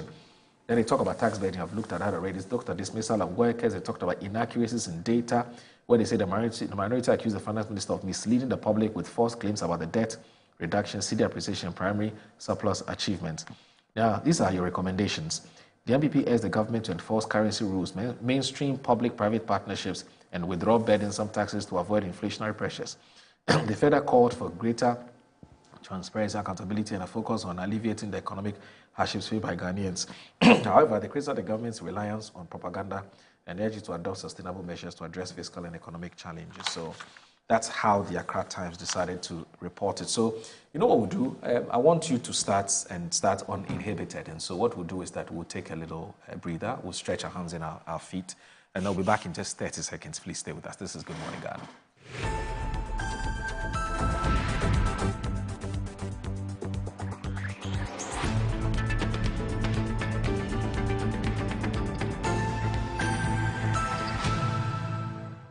Here at Mycom JA Limited to show you the Promethean Active Panel, the ultimate tool for corporate institutions, hospitals, schools, and your home. With its crystal clear 4K display and an unbreakable screen with an ultra responsive touch technology. This isn't just a screen, it's a game changer. For corporate institutions and in schools, this active panel can be used for Zoom meetings and PowerPoint presentation. And oh, your homes are not left behind. You can use it to watch all your favorite programs by just connecting to a Fire Stick, and you can get access to channels like Netflix and Amazon, and voila, you are in there. At Mycom JA Limited, we provide you with the best quality products from the United States of America with 1-year warranty. You can get an active panel at a discounted price of 18,000 Ghana cedi only, and it comes with a Fire Stick, a webcam, and a microsystem. You can locate us at Chado Container behind the Trade Fair. Visit Mycom JA Limited today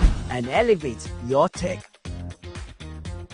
MGL Logistics and Supply is your trusted partner, providing seamless solutions for all your procurement needs.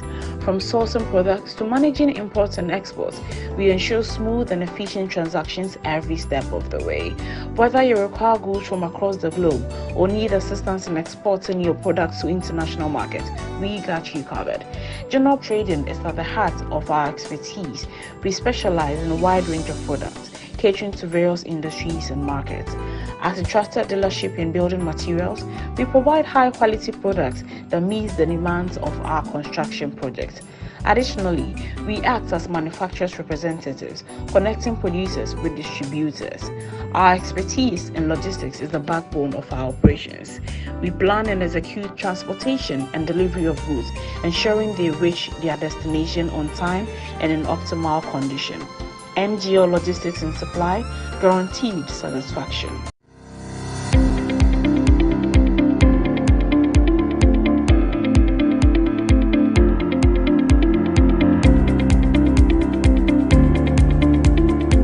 Ebusiafo ye mama kwaba eba Children's Palace.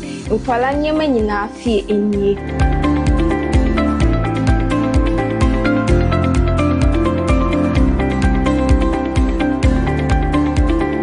Yonkwala ntade mani mema nyina ntare nyina wase. Yonkwala shoes, yonkwala duane, yonkwala wipes, yonkwala diapers, yonkwala toys, baby coat. In fact, bibia opama umanyina obenye biwa ase.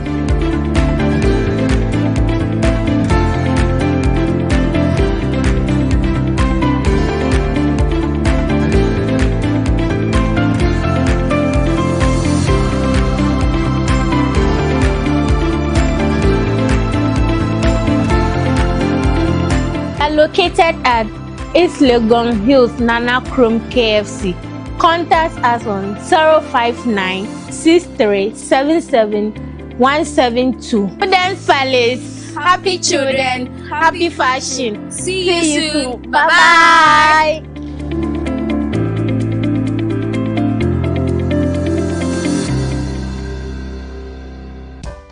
In my line of work, a confident smile is everything. Kel Charcoal Toothpaste keeps me on top of my game and ensures my smile is always radiant and bright.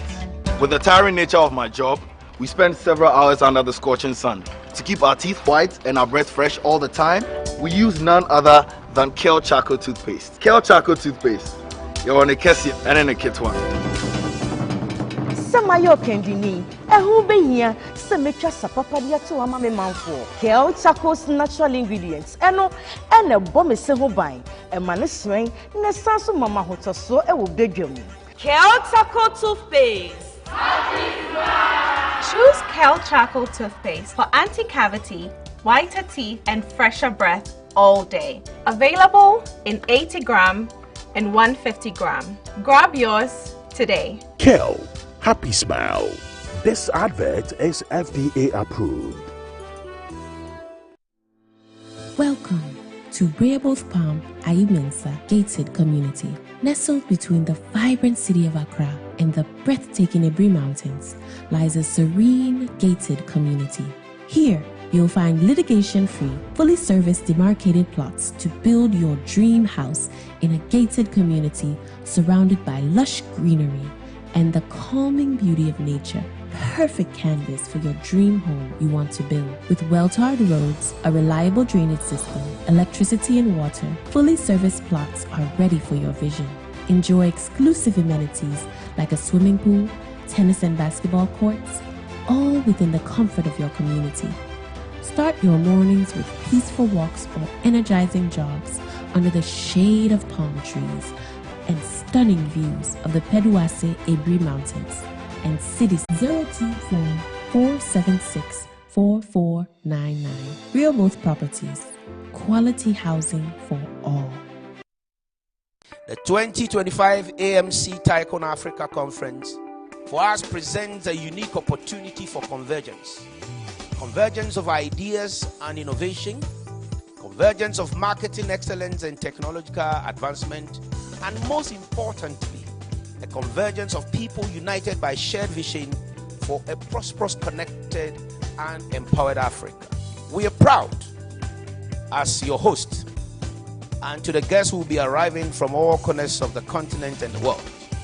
I'm also excited with the theme, Enabling Africa Tech, Future Innovation, Standard and Global Influence, and Empowering Africa Marketing Industries. Let me assure you, Ghana is ready to welcome you with our open arms and our open hearts. And we say, Akwaba. Akwaba means welcome. We don't just say it, but we live it. We are warm, we're friendly, and very hospitable. Ghana is not just a destination, it is an experience. From the historic castles along our coast, that speaks of our resilience, the resilience of our people, our cuisine, the richness.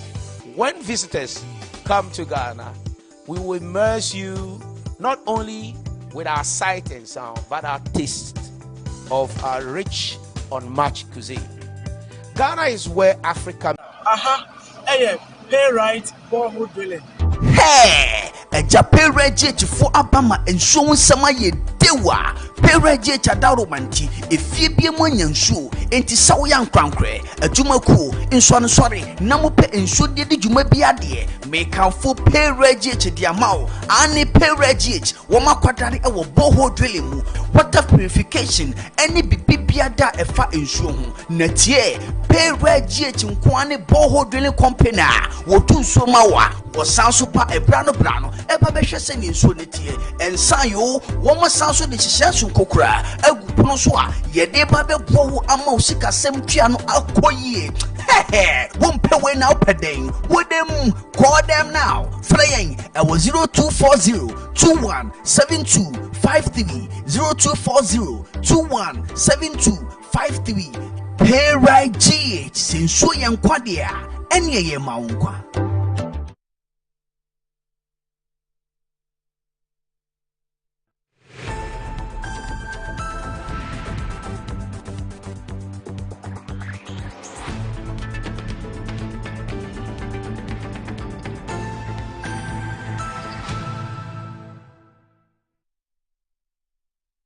All right, you're live on Good Morning Ghana on Metro Television. I'm still here with Mr. Kwesi Pratt Jr., who is what I can call him a statesman of this country, and also and then also Collins Adomako Mensah, who is the MP for the Honourable Member of Parliament for the people of Ifija Kwabre North. Collins, so you're telling us the rationale for holding yesterday's press conference. To talk about the budget. Yeah. The press conference was led by the Finance and Economic Committees of Parliament. Now they've decoupled the Finance Committee into three. So now we have the Finance Committee, the Economy and Development Committee, and the Budget Committee, which used to be one function under the Finance Committee. Right.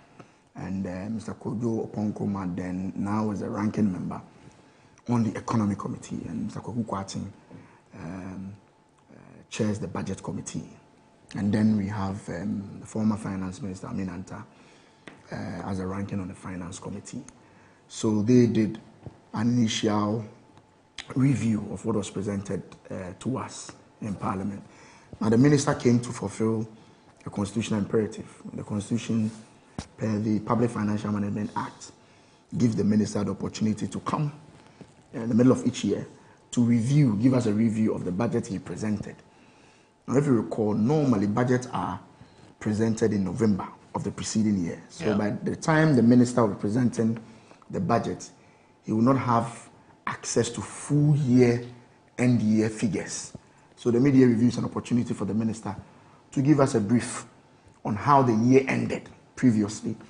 And of course, if there are any significant changes within the half year, that will cause for a major change in some of the targets he gave himself at the end of the year. The minister will also take that opportunity to do so. And so this time around, he did not request for any supplementary budget. Yeah. What it means is that the budget that was approved for him in March, he still thinks that he can work within that same threshold, which is okay. So there was not much to approve. He came by motion because the Public Financial Management Act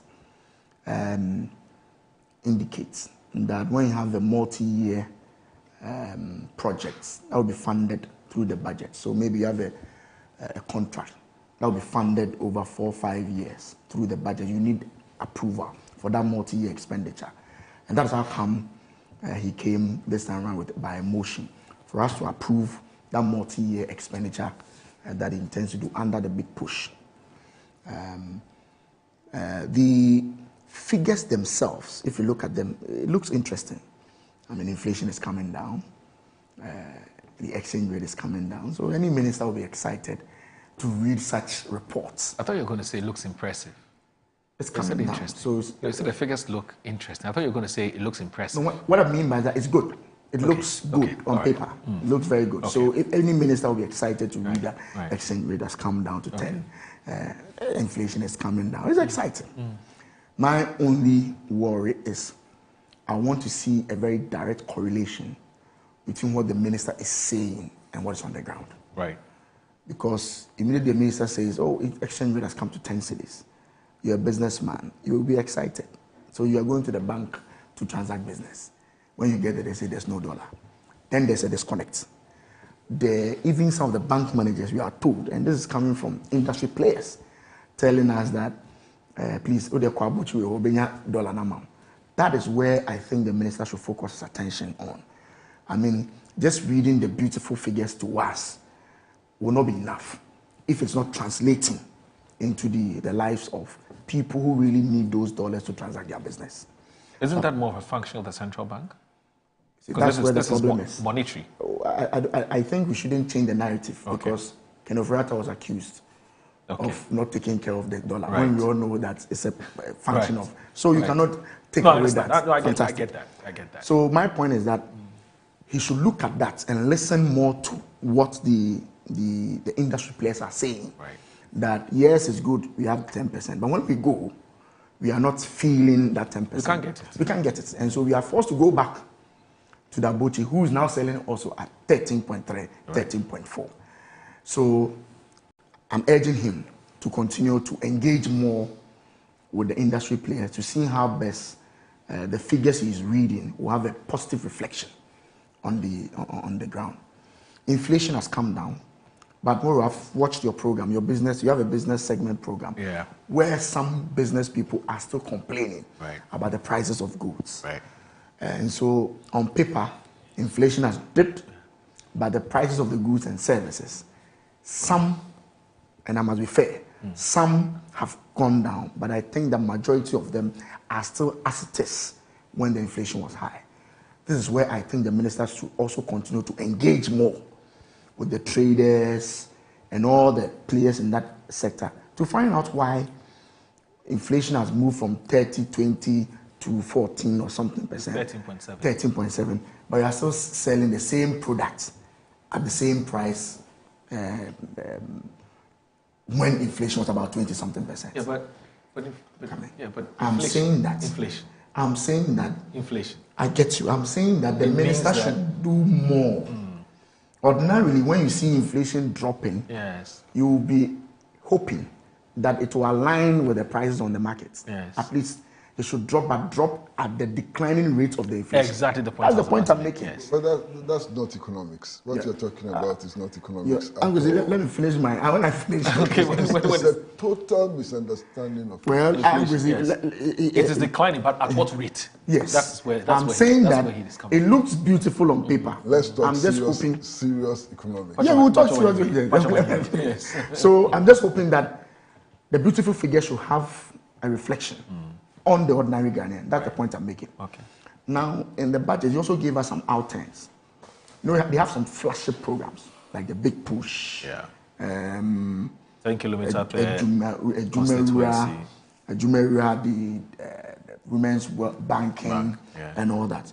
So we're hoping that the releases into these flagship programs will give us some hope that indeed things will happen. Unfortunately, the releases we are seeing, as per what he just gave us, there seems to be some challenge on that aspect. Let me go to the Big Push. And I just want to get the right figures. Expenditure, the Big Push, he talked about, they budgeted for 13.7 billion for the Big Push.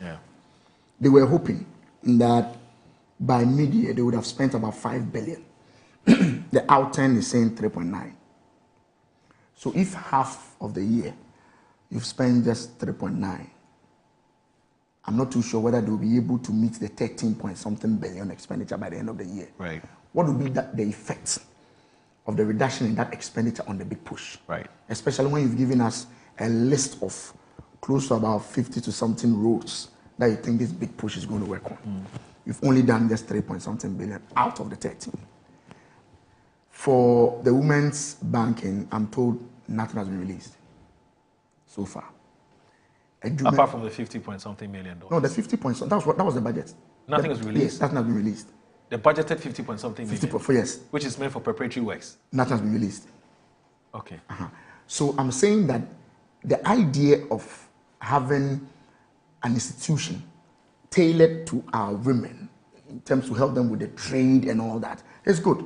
But if you are not backing it with some expenditure, then at the end of the year, I'm not too sure whether the effects that you wish to have with that policy will be realized. And that's my concern. Ejumera is supposed to build the capacity, entrepreneurial capacity of young ones and all that. If the releases are not coming as expected, what will be the outcome of that Ejumera policy? 24-hour economy, which was a flagship major campaign promised by the party. we just got, they just launched the 24-hour economy. We are told we need how much? 4 billion or so. Yes. To do it. There's no allocation for it. Okay. So these are some of the things that I think the minister should look at. But on the face of it, any businessman who's an importer will be excited to see $1 to 10 cedis coming from 14 or 15 cedis to 10 cedis. They'll be excited. But I'm just hoping that the minister should engage more with the players on the ground. You get the point I'm making. Right. So that we don't have a situation where the minister will be in parliament talking about $10 to 10 cedis, but the trader at Abosokan will be talking about 13 cedis. Why do I get the impression that you are suggesting that everything the finance minister has said appears a bit cosmetic, which is they don't look real? Because you're saying that you're saying that there's a disconnect between what the finance minister has said as against what the real economy is feeling. I maybe that's your understanding of what I said. Okay. I want to get some clarity on that. But the person listening to me who works at Abosokan, who went to the bank yesterday to transfer $50,000, right, and still has not been able to get it, although the bank is quoting 10 cedis, right, has not been able to get it. Will be forced to take his cedis back to the booty to have it transferred. So that's the reality I'm talking about. And I'm saying that the minister should also go beyond the reading of the figures and ensure that what he's achieving on paper is reflective of what is happening on the ground. That's what I'm saying. I'm not saying what he's saying is a lie. No. Okay, that's fine. No. That's fine. So, but I want us to, you as a former Deputy Energy Minister, I'm sure that after Uncle Kwesi Pratt's submission on this, I'd want to come back to this, the state in which you left the energy sector, as the Finance Minister has told us, and whether you agree with him, the figures that he's churned out. Uncle Kwesi, let me get your preliminary thoughts, and then we can come back to energy. Well, I mean, the first important point to make is that this mid-year review of the budget is a novelty, something new. Wasn't always the case. No, that's always been. No, mid-year review. Always is when. Always is when. Kenofurata gave us review. We've always had a mid-year review. Kenofurata is always. Yes. Always. And we are talking about Kenofurata. No, it came in force when the Public Financial Management Act. So it hasn't always been the case. No, when you said that, it was as if it just happened it's been there since 2015. 2015 is always. Yes, but that's about 10 years now. And 10 years is always. Master, 10 years is always. No, I think I could say the impression that your statement created was that this is the first time. Yes, I think that's why he's trying to create. Did I say that? Yes. No, I'm saying the impression that I'm saying that is a novelty. It's not new. Okay. I get it.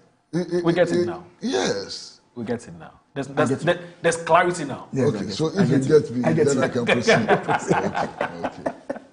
There's the point I'm making simply is that in the past, the budget was read once in the year, finished. True. But then we began to see that the rate at which the economy was moving, the global economy was moving, it was difficult to make predictions for a whole year. And that many times, by the middle of the year, the predictions which were made earlier in November or January may have gone haywire. So the mid-year review was to act as a check to make us deal with reality, to follow the trends as they happen and so on. That's why we introduced the mid-year review. And I think it's important to understand that because it's a very important matter. It is difficult to make predictions in today's world, given the trends and so on. So that's number one. You cannot hold all other factors constant. Constant for even 1 year. You can't. You can't do that for 1 year. That's why we introduced the mid-year review. Yes. So that's very clear. Now, the second point I'd like to make is about inflation and your take on inflation. You see, when inflation goes down, prices don't drop. Yes. Unless you're doing voodoo economics or whatever, when inflation goes down, prices don't drop. The definition of inflation is the rate at which prices rise. So that rate at which prices rise can drop with prices still rising. Of course. But at a lower rate. Yes. When you say that inflation has gone down but you don't see price reduction and so on, there's a problem with your economics. The operational word here is the rate at which. The rate at which yes, the prices operational rise. word, yes. That's what is coming down. Yeah. It's not the actual prices which are coming down. Right. So we need to understand that very clearly. This is pure, simple economics. You understand? This is actually O-level economics. Okay. Now, having said that, I mean, I suspect that we don't have too much time. So I'm just going to do a little exercise. Right.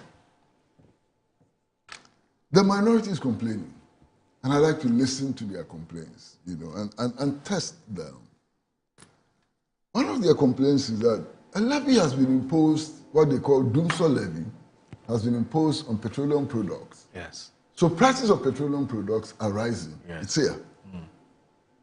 Is that true? Is that true? Prices of petroleum products now are much, much lower than they were in January. What is the complaint?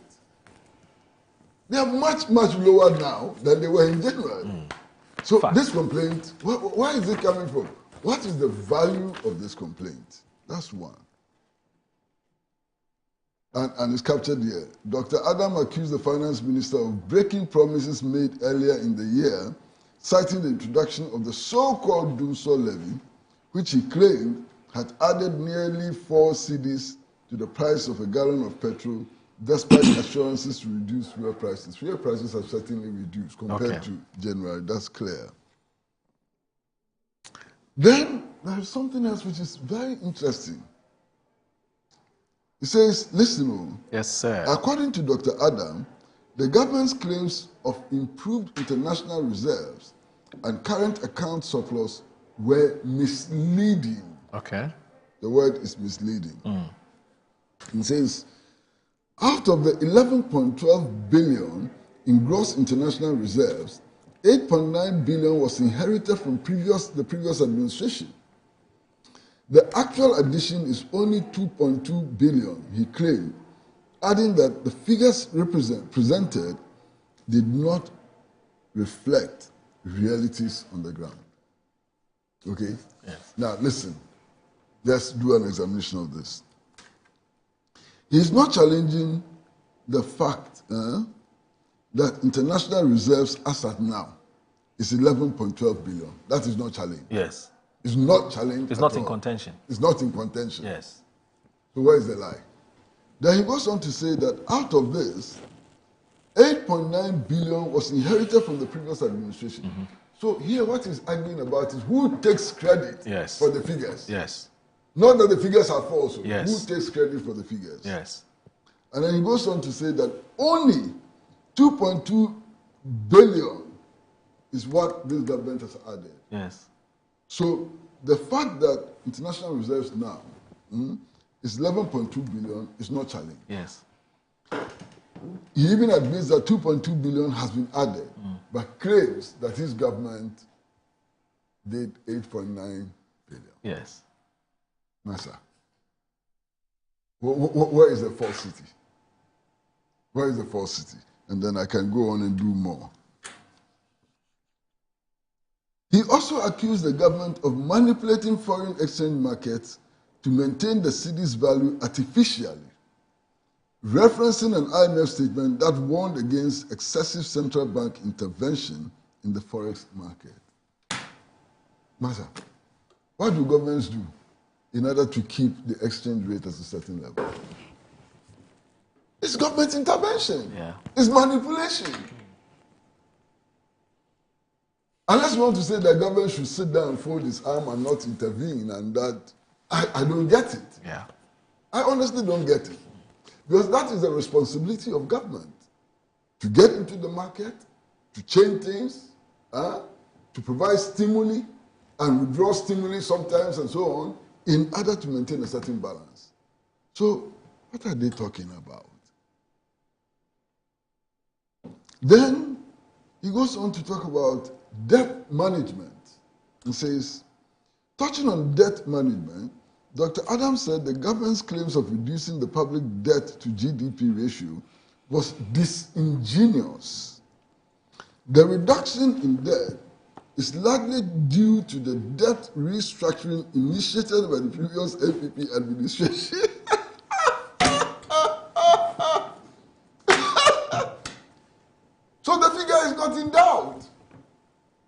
It's about who takes credit again.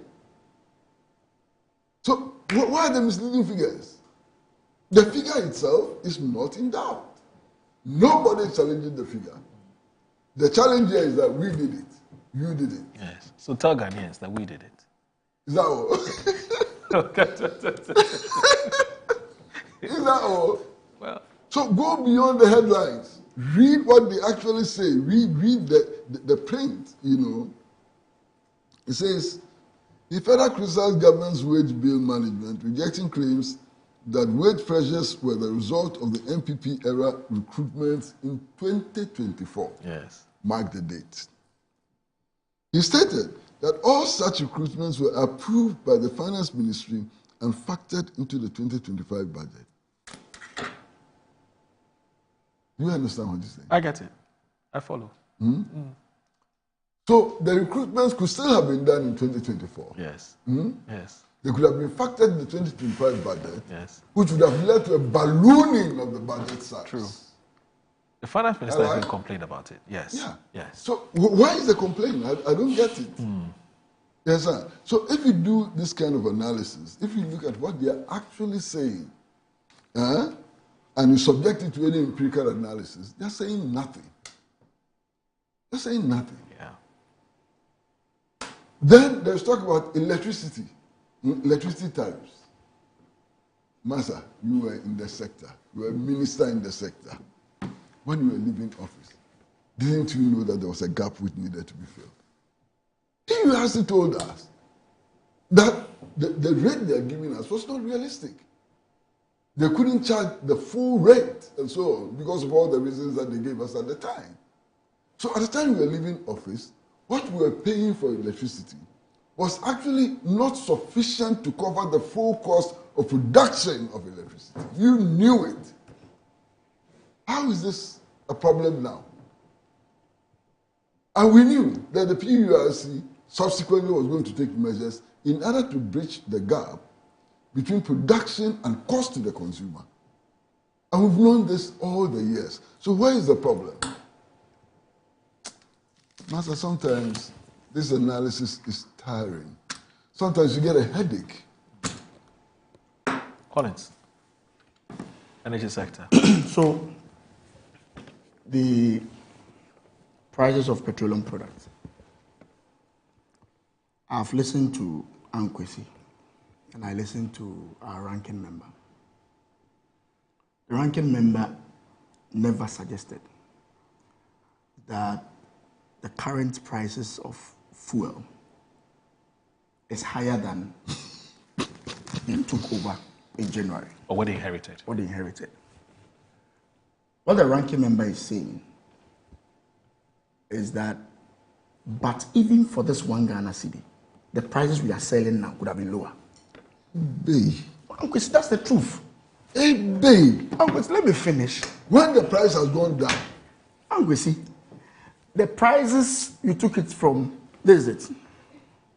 The day the 1 Ghana cedi levy was implemented, we were told in Parliament that the 1 Ghana cedi would not cause an increase at the pump. Yes. Were we not told? Yes, we're told, yeah. That increase at the pump does not mean it will be at the same level or higher than when they took over. So let's say that today we are selling petrol at 11 cedis per litre. What they told us is that 1 Ghana cedi will not move it to 12. That's what we were told. There's a difference between that and how much you took it from. The day the levy was implemented, this is it. Prices went up. The point is, would have enjoyed a bit of a reduction. Absolutely. But for the Absolutely. So if it tells you that the prices of fuel have gone up by the implementation of the 1 Ghana cedi, he's not saying that it is now better than how that's it. Right. Because we all know that dollar has come down. So obviously that component of it is going to go down. Okay. So if he says that the 1 Ghana cedi implementation has caused fuel prices to go up, he is right. My brother. It has gone up. My brother. Oh, Uncle C. My brother. It has. You know, I have a friend at KJT. Nana Kwati. Right. And I'm sure that if Nana Kwati is listening to us, he's sitting at KJT saying, the crack is saying. Oh, Debbie, Uncle C. I'm coming. No, I'm also So serious. the Kwakwa said we're still better off. No, If that is the point you're making, sitting at KDT watching us and you say, now the crack listen. I'm going to Mate. The price of petrol has gone down. It's much lower than it was in January. So that's the point. Because it was 15 cities. Because it was 15, you took it as 15. Because you took it as 15 cities. If it has come to 12 cities, you can even increase it to 14 because it's not more than 15. That's what you are saying. All right. If that is the case, fine. Do you know that the last time we were here, when we were talking about this one Ghana cedi levy, the levy on marine gas, yes, it was 3 pesos. Yes. When they brought the first amendment, they took it to 23 pesos.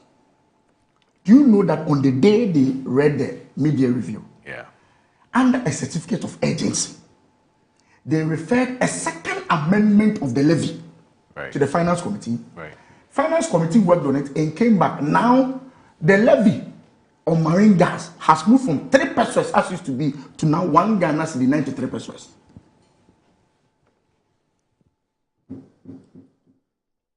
Within the space of 1 month, 2 months, they've moved it from 3 pesos to 1 Ghana cedi 93 pesos.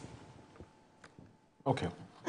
You say we okay, let me bring in our viewers. The crack is saying. That's not the crack. The crack is saying. Let me bring in our viewers. It's cheaper than when you left office. Yes. But that's not the point, You mentioned your friend Yes, there's somebody else who is also called Mancha Bruce. Yes. So you have other friends. Mancha Bruce is he's also your friend. Yes. He said you should also hear from him. Mancha. Salute. So Mancha Bruce, he's a lecturer at Takoradi Technical University, right? Yeah, Mancha Bruce. He says, "Good morning, folks. My concern regarding the government strategy is that despite injecting over $4.2 billion into the economy to stabilize the city, businesses are struggling to access forex for trading, and even those with forex accounts are unable to utilize the funds. The disparity between the official exchange rate of 10.2%, 12.2 per dollar, and the black market rate of 13 cedis per dollar raises questions about the strategy's effectiveness. It appears to be a temporary fix rather than a sustainable solution. Furthermore, the government's payment delays to contractors and failure to meet statutory obligations to ministries, departments, and agencies are concerning. While I have no issue with the government's strategy per se, transparency is crucial, and the public should not be misled about the true state of affairs. Amazing convictions. Mancha Bruce II, Takoradi." How can I disagree with this? Please tell Uncle Kwesi to look for me. Greetings to Collins, my brother. Yeah, but how can I disagree with Mancha Bruce? Right. Because what he's saying is the truth. Right. I mean, look, a lot of times you have officials quoting bank rates and so on. Who works with the bank rate? Right. I mean, nobody works with the bank rate apart from some certified miners, big mining companies and so on. Nobody works with the bank rate. Right. You understand? So the quotation of the bank rate sometimes tends to be deceptive. Right. You know. And then, to be honest, over the last couple of months, 2-3 months, the city has fallen in value. Yeah. You understand? The city rose in value dramatically. I think from about mid-January, February, March. But since then, it's been falling. Yeah. And my understanding is that the black market rate is now about 13 or thereabouts. 13.3. Okay. So it's risen. So official statistics are usually in conflict with the reality. And this is not a new phenomenon. Right. It's not a new phenomenon at all. It's always been like that. The only challenge is that normally the business people, when they go to the bank to do the transfers, they get $1. They get the quoted official one. This time around, the difficulty they're having is that when they put in their request, they have the CD, and they put in a request to transfer 50,000, 60,000. The banks will tell you that they don't have the dollar to do the transfer. Okay. So what happens is that they then withdraw their CD and go to the black market to buy the dollar and have a way of sending the money to China. That's where the difficulty is. Okay, so now the banks don't have you know why that difficulty so Samaku, occurs? let me bring Yes. Okay, so let me bring my viewers, about 4 of them. So Samaku Kelly from East Legon Hill says, Moro, very often when I listen to the MPP in opposition speak on matters regarding the economy and other related issues, I marvel greatly. Is it their thinking that Ghanaians are not capable of seeing the difference or what? If this is the kind of position they plan to offer, then they should prepare to stay in the current position till their kingdom come. That's from Sam Aku Kelly. Now, Prosper Ashikwe from Asalam Down says, the MPP are better economic managers in opposition. They know everything when in opposition than in power. And then he laughs. And then this one says that Masa Musa from the UK is a journalist. He says, good morning, Captain. Please let their utterances be measured because it is becoming clear that they are defending the dollar against the cedi. And this is a good position, and this is a good position to be associated with. This is not a good position to be associated with. I think that's what you want to say. We something, Joe Public, we the Joe Public are watching and listening. IMF have always had their hidden motives. Thanks from Masa Musa. Good morning. Now, this one here from Ugo, he's a regular viewer of the show. He says, good morning, Mr. Morrow. The effects of drop in inflation would only be felt when products manufactured or imported for sale at the previous rate are exhausted. That's a market reality. Also, there is a hoarding or scarcity of the dollar. Please. Okay. This is coming from, so that's from a viewer. Now, Ebo Backman, who is with the Alan team, he says that the MPP has no moral ground to accuse anyone of failure. They wreck the economy with reckless borrowing and mismanagement and corruption. This government is simply fixing their mess, stabilizing the city, cutting the inflation, and restoring investor confidence. The facts speak louder than their blame game. So kindly tell. Alan's camp. I don't understand. Yes, he's a strategist to Alan Chairman thing. Oh, okay. And he's saying that the MPP ran down. Yes, he says his claim that the city is strong now but has lost its purchasing power doesn't make economic logic. The purchasing power of the city has rather gone up due to the reduction in inflation. Again, as the finance minister indicated, the price of most essential goods on the market have gone down. And he's a strategist to the former trade minister. Yes, his strategies. Now, Alaji Hamza from Platform says, good morning, my brother. It's clear the MPP as a political party is in the stage of confusion and they are becoming irrelevant in the policy of Ghana. Ghana economy management under the MPP was described as junk economy simply because they were borrowing recklessly and spending like there was no tomorrow. Today, under the leadership of President Mohamed and the NDC, the economy is pointing in the right direction and the evidence is out there for all to see. And I'll read this as my final message before I get your concluding remarks. Because we're still remembering, what's the name? Charles Kodu Fosu. Anyway, so from Mystic Wonder, Avoko, inside in Sawawa Idreje, says, good morning to you. The shameless, confused, micro minority can hold press conference on hourly basis and nobody cares. The MPP is suffering from leadership crisis and the center cannot hold. The current AG is receiving our money from some accused persons which the MPP government failed woefully. That's coming from Avomo or something like that. Anyway, so you said the strategies to the former trade. Yes. And Musa Abatwa Asawasi says, if you have a confused micro minority desperately struggling to remain relevant in our political space, the only weapon will be endless press conference where they get lost in their own data. They are the same people who once started themselves as competent, yet under the watch of the economy sank so low it was rated junk status. Now that the economy has recovered to the B+ rating, they suddenly want to be seen as loud commentators with nothing but shadowy ideas. Now, can we do 30 seconds each? Or our time is up? Okay, all right. Let's Daddy Lumba. Charles Kodu Fosu. Charles Kodu Fosu. My favorite musician. Are you not going to sing one of his songs as your colleagues did in Parliament? Yeah, they was so I mean, clearly, his legendary status is established. Everybody knows how deep, his contribution to Ghana's culture, music culture. Right. You can talk about it all day. Yeah. He's my favorite. Anybody who knows me knows that Charles Kodu Fosu is my favorite. I'm very happy I met him last year during his birthday. Okay. He's so rest in peace. That's it. Sorely missed. Right. Well, I mean, undoubtedly, he's an incredible musician, having composed more than 200 songs, most of which became popular, most of which became hits. That's an incredible achievement. But you see, in music, if you're a true music lover, you cannot be confined to one musician. No doubt, when it comes to playing the lead guitar, nobody has beaten Jimi Hendrix. You understand? In Ghanaian music, when it comes to Afro-pop, for example, Tiny has made so on. But Daddy Lumba was extraordinary because of the quality of his voice and because of the number of songs he produced, he became hit songs. Okay. You know, I never saw him play guitar. Yeah. Never saw him play guitar. Okay. I mean, I met him through Kempon. Kempon and he was a jolly good fellow. You know, he was a very jolly good fellow. Okay. Which of his songs is your favorite? But I've told you already that I'm a lover of music. Thank you. You know. Uncle C, practice an elderly statesman. Also, big thanks to Collins Adumako Mensah, his MP from Jackpot, Red North. Have a good day. Bye-bye. Assalamu alaikum.